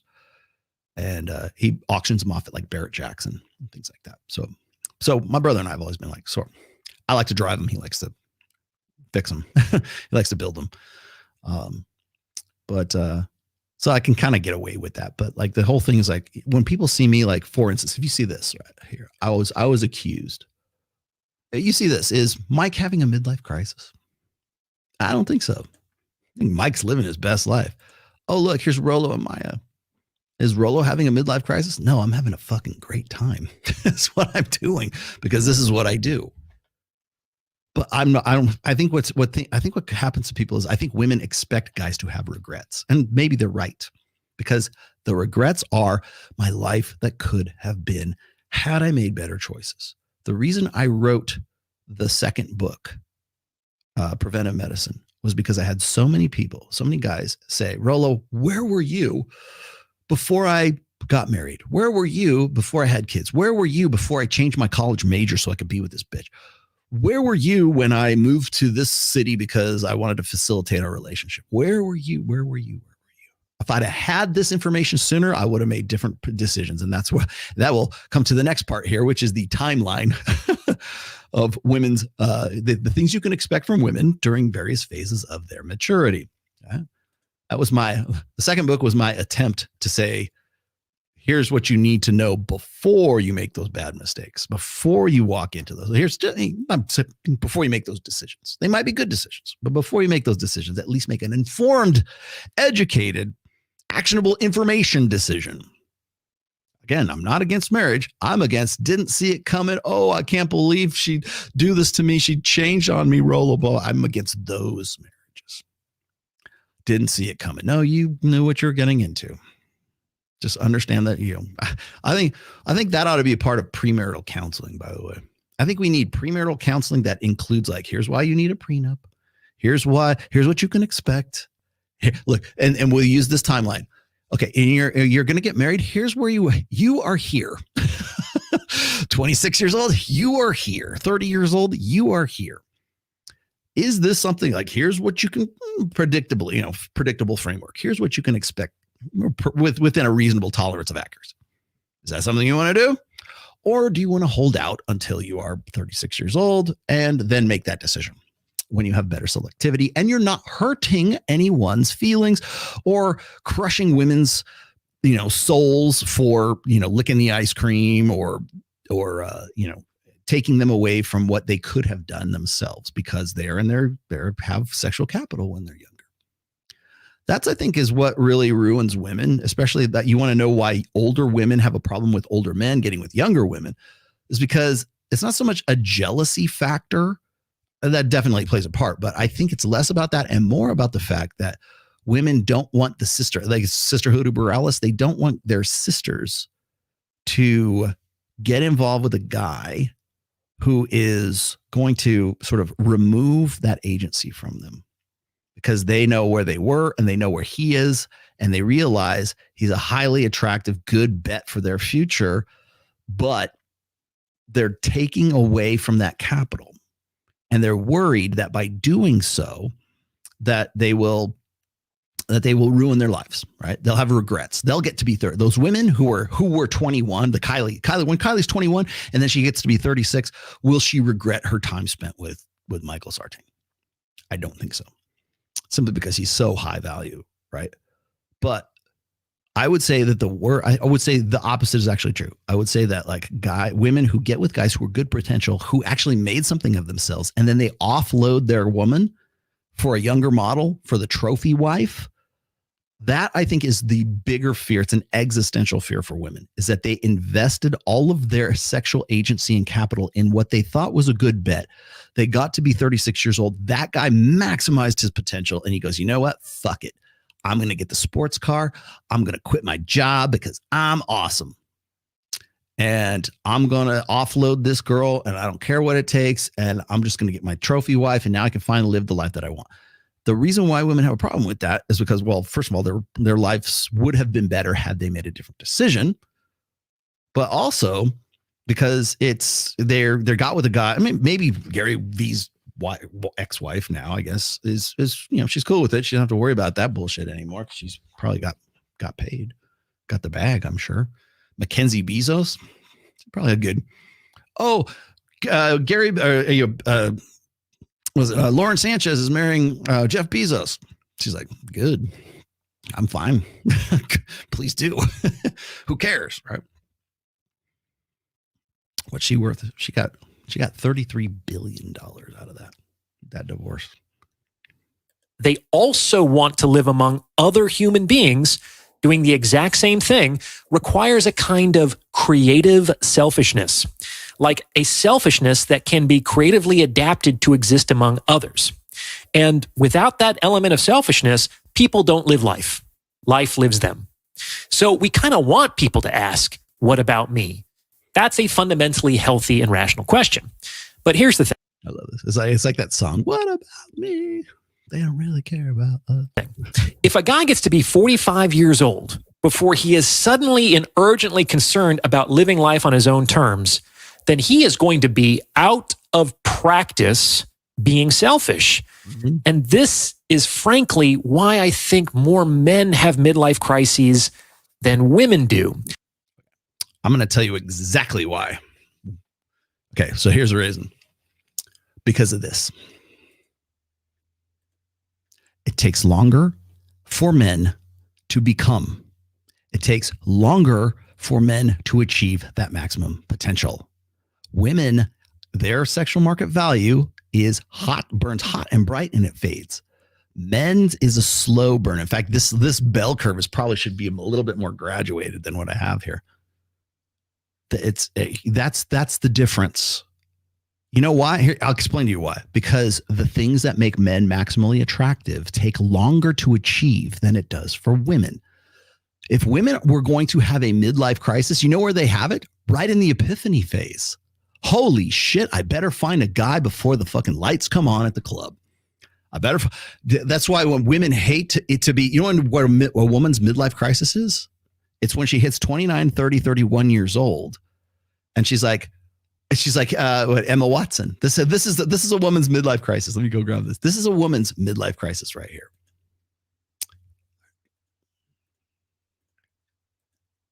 There's Emma. Is this one it? Such a big fuss about turning 30. This is not a big deal. But as an actress. Cut to 29. And I'm like, this is a woman in a midlife crisis. oh my God, I feel so stressed and anxious. Wow. And I realize it's because there is suddenly this bloody influx of subliminal messaging around. If you've not built a home, if you do not have a husband, if you do not have a baby, and you are turning 30, and you're not in some like incredibly like secure, stable place in your career, or you're still figuring things out, there's just like this incredible amount of anxiety. You'll notice that men don't have that luxury. So this is a woman in a midlife crisis. Technically, the epiphany phase is probably as close to a midlife crisis as women are likely to get because they're on that downswing in their sexual market value right here. They're at that point where that midpoint right there between the blue and the pink. It's the comparative value. That's when men and women are comparatively equal in their sexual market value. He's on his way up, she's on her way down, but they hit that one kind of point. And that one point, by the way, happens to be the age that most men and women get married. That's why when men get married at 30, 31, whatever it is, 32, around that, you'll notice that the time that women go through their epiphany phase is also the time that they happen to get married most often. That's when it's like, okay, he'll do. Okay, I should be here. Oh my God. And it's not society and it's not subliminal messages. It's this acknowledgement of the wall. It's this acknowledgement that they don't have the same sexual capital that they did when they were 23 as they will at 33. They will not enjoy the same selectivity at 33 as they did at 23. So what do? In comes social conventions that shame men for not having their shit together when? By 30. That's why you want to go and you look at Matt Walsh and you look at all these guys, anybody from Daily Wire, Ben Shapiro, Candace Owens, whoever else, whatever the talking head is, the TradCon talking head right now that's talking about how men ain't measuring up. This is what they're talking about. You haven't measured up because you haven't got to 30 years old. You're 28 years old. You haven't gotten to that point yet where you're an eligible bachelor. You're marriageable. You need to be marriageable. No one from Candace Owens to anybody in any TradCon that I know of is going to look at Emma Watson and say, yeah, she's wrong. Because they're going to say, I mean, maybe they will about the family part of it, but we don't tell women to think in terms of grand strategy. We don't tell women, hey, you know what? You're going to be 28, 29, 30, 31 years old, and you're going to be a fucking spinster. The likelihood of you finding a guy, we can quote the Morgan Stanley, rise of the she economy all day long. And by the way, it's Morgan Stanley, for fuck's sake, get that right. And we could talk about that. And we could talk about if, women, by 2030, 42% of women will be single and childless. According to their prognostications, by the way, that's speculative. That's not like set in stone, but that's the direction. That's the, forecast anyways, up to 2030 right now. Why is that? Well, maybe part of it is because we don't tell women to think in terms of grand strategy. What are you going to want for the rest of your life? Well, if you can't trust men for long-term security, if you can't trust men to be there, to be responsible, competent, whatever, then you're going to have to do it yourself, baby. And that's why they can make that forecast. That's why they say invest in these companies, invest in these commodities, invest in these technologies. Chewy, cryogenic freeze for women's eggs, sperm banks, in vitro fertilization technique, but birthing pods, whatever the fuck it is, right? Invest in those because women aren't going to want to fuck men any more than they want to fuck them now. So everybody's screwed. We're on a hellbound train. Degeneracy. That's why nobody's shaming Emma Watson or women of that same nature. I'm going to answer a question from one of my good friends. Her name, her name is Lauren. Okay. And then not Lauren Sanchez. And she was asking me a question about like, Rolo, is it too late for me to go from being like super masculinized to being feminine? Like, how do I develop femininity? And I'm about to write her a response to this, but I think I'm just going to sort of like give you the cliff notes of it right now, because it kind of dovetails into this, what I'm talking about here today. I've had to answer this question so often. And I tell you, I tried to like relate this on Dr. Phil, and people just like looked at me like a fucking deer in the head, doe-eyed. Because they just don't understand it. They have no frame of reference. But like, I have answered this question so often from even Kiyosaki's people, his girls, right? They will say, Rolo, how do I get a man? How do I feminize myself? I'm like, okay, well, what have you done? Like, okay, well, they think that, to be more alpha, I'm an alpha female. I got my education, I got my money, I got my interests, I'm a good traditional, good God-fearing Christian, and I've got my own business, and I've got my everything that everybody told me, the old set of rules, and in this case, they're the gynocentric set of rules, everything that they told me that I should do, and yet I'm 35, 36 years old, and where's my man? How come he's not on my doorstep? How come they're not forthcoming? I'm still good looking. No, you're not as much as you were when you were in 25. But where is he? What do I have to do? Blah, blah, blah, blah, blah. Well, first off, you're not going to get the guy who you think is above you, better than you, at least not socioeconomically speaking anyways. I don't need a man. I want a man. Now suddenly they need a man. How do I get the guy that I need? Okay, well, you'll have to learn. You have to get in touch with your feminine side. What we've been telling guys since like the early 70s. Oh, you need to express your emotions and get in touch with your feminine side. Guys, you need to be more emotive, and you need to identify more with women, because then you're going to fuck this macho stuff. You need to be more of a well-rounded, good. You need to be more like a woman, basically. Well, guess what? We've masculinized women for so long that now we need to say, ladies, you need to get in touch with your feminine side. And the problem with that is that when I say, well, you need to like reconnect with your feminine side, you need to be more feminine, whatever, however that works out for you and your personality. And maybe at 36 years old, you can't teach an old dog new tricks, right?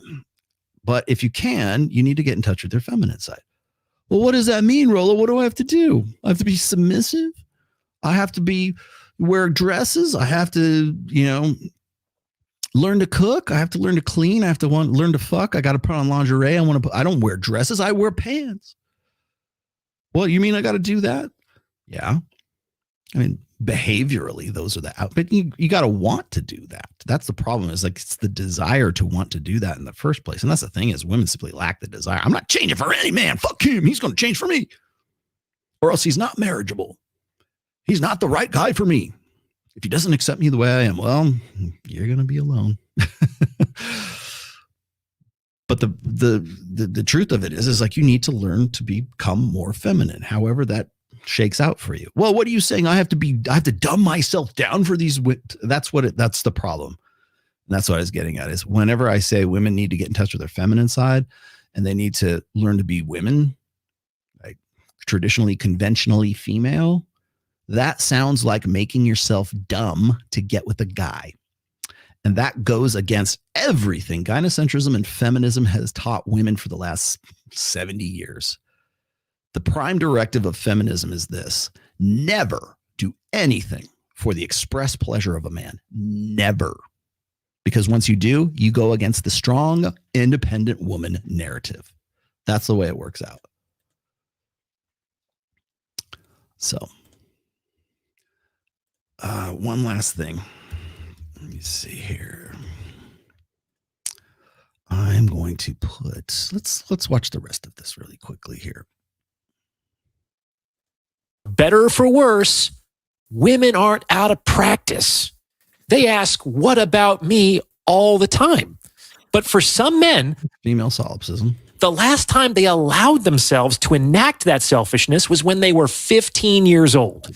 And that's why when a 45-year-old man who hasn't asked, what about me for 30 years, suddenly starts trying to be selfish, it's going to look like a 15-year-old version of selfishness. That might be as far as he got before he was forced to become responsible. And that's why midlife crises tend to look like teenage fantasies, fast cars and hot women. These men stopped cultivating their fantasy 30 years ago. It hasn't matured in 30 years. So they revert back to that level of functioning. Okay, so that's the last thing I want to get into here is that let me pull that out. There we go. The idea that getting a fast car, getting a hot chick or whatever, that it's like in some way placating to a juvenile fantasy is bullshit. And that's where I got to take issue with this. And I don't think, like, again, I don't think he's wrong.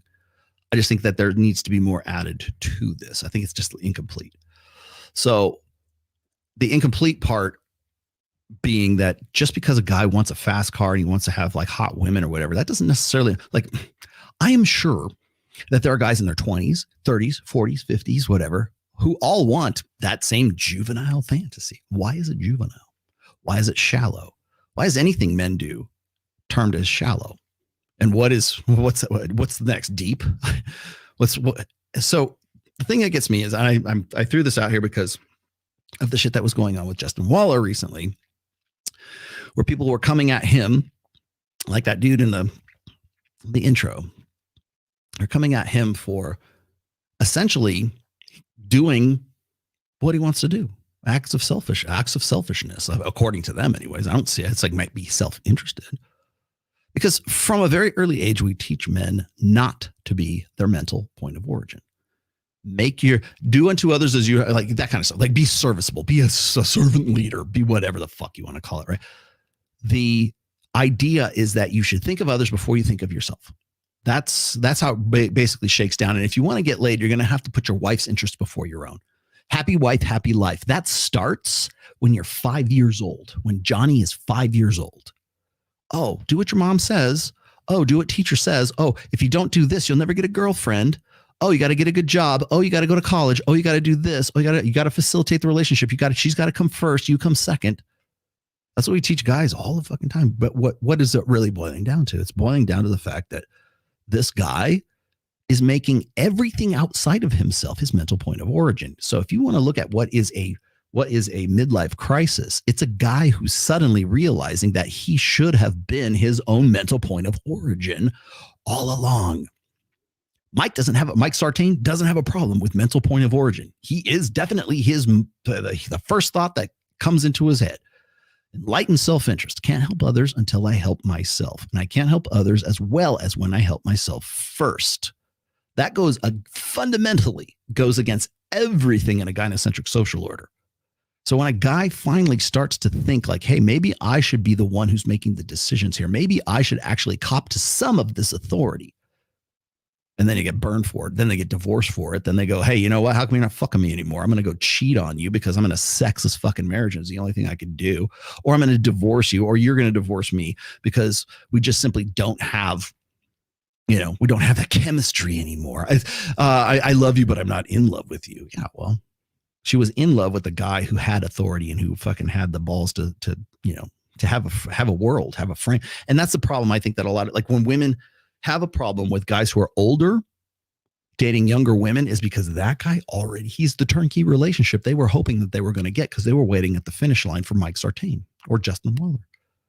And that's why they want to run Justin up the flagpole, because Justin has a wife, 2 kids, and it's closed on her end and it's open on his end. If he wants to fuck around, he can fuck around. That's what he does. I think at some point, like when the kids get older, he probably will kind of pivot back into something that's a little bit more traditional. But for right now, people will run him up the flagpole. Why? And they'll say, oh, he's juvenile. He's going, like, trust me, Justin Waller has been doing this for a very long time. He's not having a crisis of identity. He's not having a midlife crisis whatsoever. He's just so high value that he can do this. It's an option for him, and he has decided to take that option.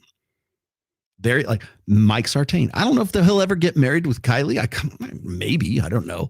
That would fundamentally change their nature of their relationship, because right now it's technically sort of the same thing. He's with her, but she brings women into the relationship. To, like, if she finds a girl attractive, then they have a threesome, right? That's their thing.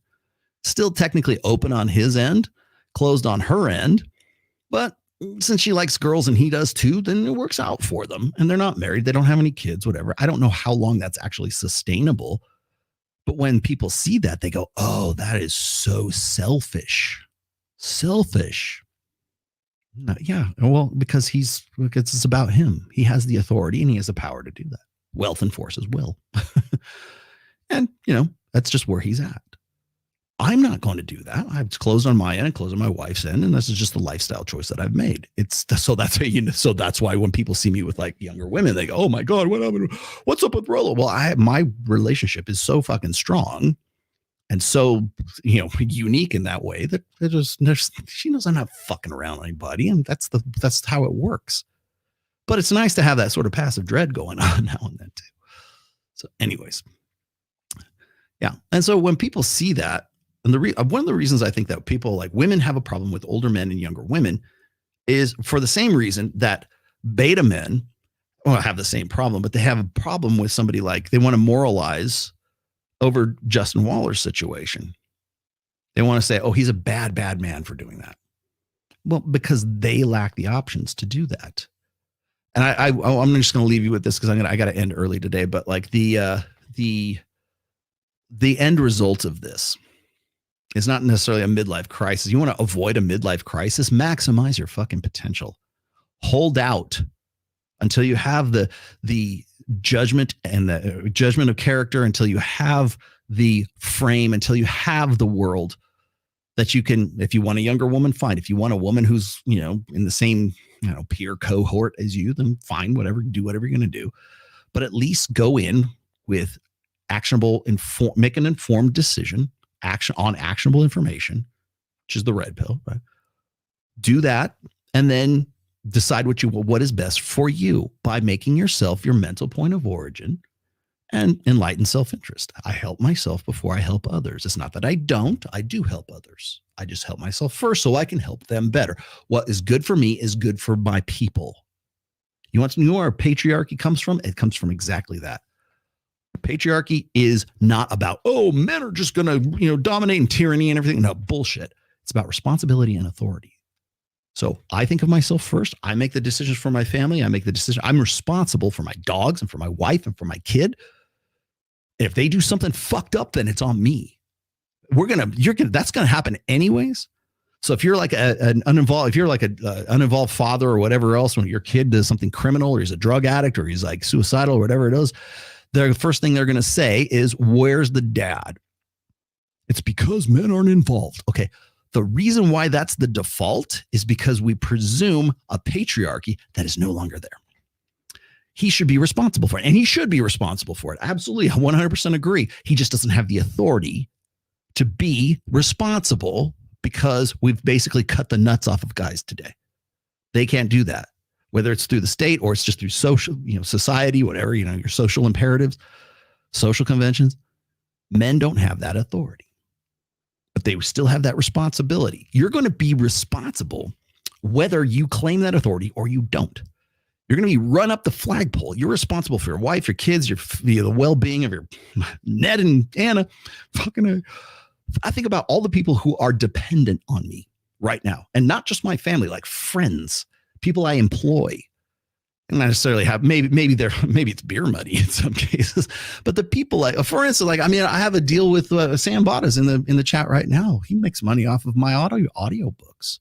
Still to this day, he gets residuals for that, and I'm happy he gets them, and I hope I will do my best for him to continue to get those things. That's part of my existence. My mother-in-law. I take care of her freaking rent. I bought out the car. She doesn't have a car payment anymore because I'm a swell fucking guy. But I do that because duty a familia, right? That's what I should do. And I can. And now if I can help, I will help. And if I invest in you as a protege, like a Tory or Kevin Savo or, Giovanni Sanders or whoever else that I work with, Garrett Gaines, Garrett, I'm doing it because I can. I'm doing it because I think you're worth it. but I still, my responsibility in some ways. My success is your success. The decisions I make affect your success to some degree, to a greater or lesser degree. The decisions I make, the things I do, what I think is best for me is also ultimately what's best for you. And not because I'm trying to be a tyrant or an asshat. You can believe at any time. If I'm not providing you the right leadership and doing the right thing, if you think I'm all selfish and fucked up, then vaya con Dios. Anyways, but that's how it works. And I'm happy to do it. I hope at the end of my life, people say, oh man, he was a swell guy. Let's push him out on that Viking longboat and set it on fire. Thor. It's Tiffany. Yeah. God damn it. Tiffany even, right? I'm happy to help. If I can, I will. If I'm not, it means I can't. Because I was in that position too, man. I wish somebody would have helped me. Nobody fucking helped me. Not like that anyway. God, I wish I would have had a Rollo Tomasi when I was younger. That would have been great. Anyways, all right, guys. That's all I got to say today. Hope this has helped you. I got to cut out early today because I got to go down and pick up Ned and do some stuff. So I do have dog or some responsibilities. I have to go and take care of my animal right now because I think he's fucking working. That's a good example. You know what? I'll leave you with that. You guys have no idea how expensive this whole thing is. And I appreciate, by the way, if you want to contribute to the Ned Fund, please do. But it was another $2,000 to get that damn plate pulled out. And it's probably going to cost me that much more to get it reinstalled again. But I'm willing to do it. Don't leave our people behind. And Ned is my people. He's part of my tribe. Even if he's a dog. He's a dog. But he's my good friend and I love him. I love all my dogs. I love my animals. So here, would you like to see? Where'd he go? There he is. He's still doing okay. I'll keep you guys informed. I promise you. All right. So that's it for today. I have to bug out. Let me get to the last two super chats here really quick. I'm going to run through these super chats as fast as I can. I think the body fat percentage of 10 to 15, 10,000 in savings, social skills, a look at your own crib and car is doable to be attractive. Do you need more? Is it enough? Depends on your demographic, I guess. It depends on where you're at. I would say it's probably dependent on your I hate to say this is location, but it's context driven for sure. Again, it goes back to what is a high value man? Well, where do you live? What are you doing? Let's see what else I got here. The truth is, guys don't mentally mature past the age of a teenager, so we naturally get along great with them young women, no matter how old we get. I think we do. I get shamed for not acting my age. What's your age again? Blink-182. I love it. I love when Jordan Peterson gets so fucking self-righteous about, man, if you're the old guy in the club, shame on you. Really, motherfucker. I want to just a side note here. I'll say this as quick as I can because Rusty Fuel actually kind of sparked this in me. I made this point actually on Saucecast. I'm 55. Sterling Cooper's 36 and Mike just turned 46. So there's about 10 years difference between all of us. I don't have any problem relating to a guy who's 20 years old or 20 years younger than I am. Robert Kiyosaki is 76. He's 20 years older than I am. Thor Markenso, Red Pill Thor, 60, 61. Hey, what are you, 6 years older than me? Something like that. No problem relating to him. Whatever. I know Garrett Gaines. He's just turning 21 next year. I can have a conversation with him and talk to him and do work with him. Kevin Savel can do work with him. Tiffany, 31 years old, can deal with. I think really that all of those old ideas about act your age or do this or whatever, you can't relate with a woman who's 21 years old. You're 55. Bullshit. You know why? Because we live in the age of social media. I don't know that the person behind the avatar is 60 or 12. And I think that it's not so much about age, especially right now. It's oh, age is only a number. Yeah, no, you should have accumulated some sort of accomplishments and character, I guess, by a certain age. I got that. You should know better. Maybe that'll work. but I can start a business. I can relate. Hell, I'll play Warhammer 40,000 with you if you're 25 years old, and I won't even think twice about it. And I'm 55. I can talk to Maya at 21 years old and tell her, man, Alien is such a fucking great movie. We should watch it. Oh, Mike can talk to Kylie about like, I don't know, KC-137s or some shit like that. Whatever. When do you fly? KC-137s? No problem. No problem whatsoever. And I think that's what really scares guys who've already passed the finish line and they've never maximized their potential. Or women for that matter, who are past the epiphany phase and they're like, where's my man? They're worried that guys who are my age can actually relate with a woman who's 21 years old. Just be careful because sometimes they jump out the car and make you crash. You got to restart. Yes, you do. Yeah. RSD Tyler bigs up Rolo on the last podcast. Really? Tyler? Oh, you mean Owen Cook? He wanted you to talk RAS, reticular activation system, flips. She loves you. She hates you. Oh, coquetry. Okay. I can dig on that. And then William, Rolo, since women tend to be liabilities for men, is it more reasonable to say women are superfluous for men until men want children? I don't think anybody's superfluous, to be quite honest with you. And I know that, like, I don't think they should be superfluous. I think everybody has something to contribute, even if it's just a warning. Oh, stay away. I don't think anybody is necessarily superfluous, especially women love. I love how like men are like disposable. And so therefore they're superfluous. They're nice to have around, but not actually necessary. That presumption or that perception right there is a result of 60, 70 years of militant feminism and gynocentrism for sure. But like, if by the way, go pick up Aaron Clary's new book. It's called A World Without Women. I did a much better cover. He's not a homosexual. So yeah, do check that out. But it kind of digs into like where would women be without men today? And I've seen all these on the streets. Like, what are men good for? Nothing. Hey y'all. Nothing. No, wait, that was the wrong one. Yeah. They just hold us down. We're unsafe on the streets because of men. Okay. No, we need men and men need women. Simple as that. You know, I want women. Yeah, of course you do. I want lots of women, but I need my wife and my wife needs me. We are better together than we are apart. We, men and women, are innate, natural, evolved complements to the other. I don't see why this is fucking rocket science in 2023. And this is hey, one of those red pill guys is talking about this. Yes, men and women are better together than we are apart. That's the whole reason I have a problem with any of this bullshit. Kylie and Mike, God bless you. You're better together than you are apart. And I hope you guys stick it out. I really do. I think it'd be great. Man, wouldn't that be great to have a success story like that? Awesome. So that said, I'm going to see you guys later. Where am I going to be? Oh, Wednesday. I'll tell you what, I'm not leaving and going anywhere because I am housebound because I'm still taking care of Ned.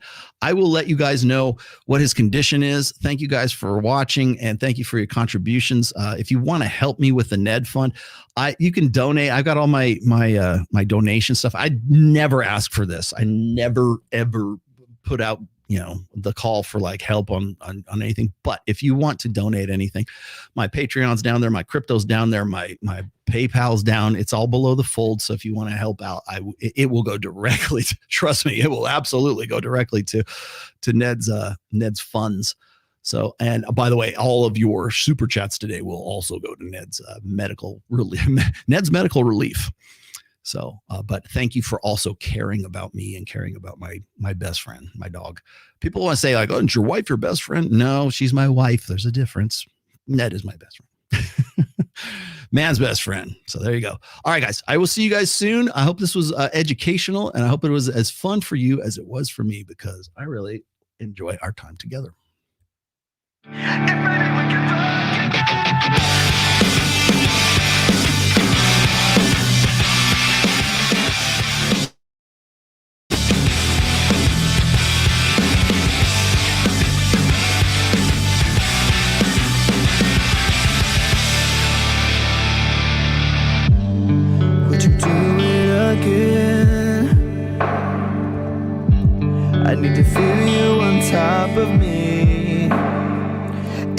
my first time, but I was just a kid when we met and went to bed. It was my first time. What do you expect from me? I'm breaking up the rules now in the game. I've got some new tools, please do the same. Time came by and went over like a matchbox stereo. Time to keep my thoughts not let go. Bound to keep me up all night. But maybe we can fuck again, and maybe things are different. Goddamn, baby, one more again. Won't you put it on me one more again? I need to know if maybe we can fuck again, then maybe things are different. Goddamn, baby, one more again. Could have the best of my life. Man, well, so I don't get no hoes, man.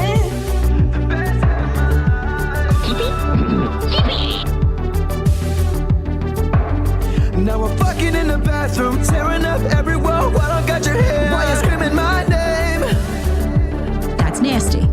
It is nasty, right? Isn't it nasty? She was swinging in the bedroom, whole time stopping and stopping with her head like she's Claudia Kelly. Well, I'm a whore. Run me, ride me up and down like a pony, turning up my song, getting messy, working up and down to your body. Run me, ride me up and down like a pony, turning up my song on your body. Baby, we'll get down to it all night. But maybe we can fuck again, and maybe things are different. Goddamn, baby, one more again. Won't you put it on me one more again? I need to know if maybe we can fuck again, then maybe things are different. Goddamn, baby, one more again. Your City Podcast has been a production of The Rational Male. All rights reserved 2023. Registered trademark. Don't steal my stuff.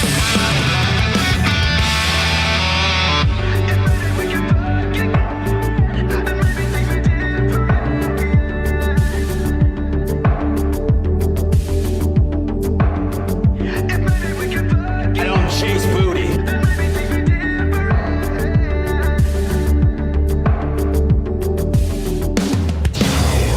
If maybe we can fuck again, and maybe things are different. Goddamn, baby, one more again. Won't you put it on me one more again? If maybe we can fuck again, then maybe things are different.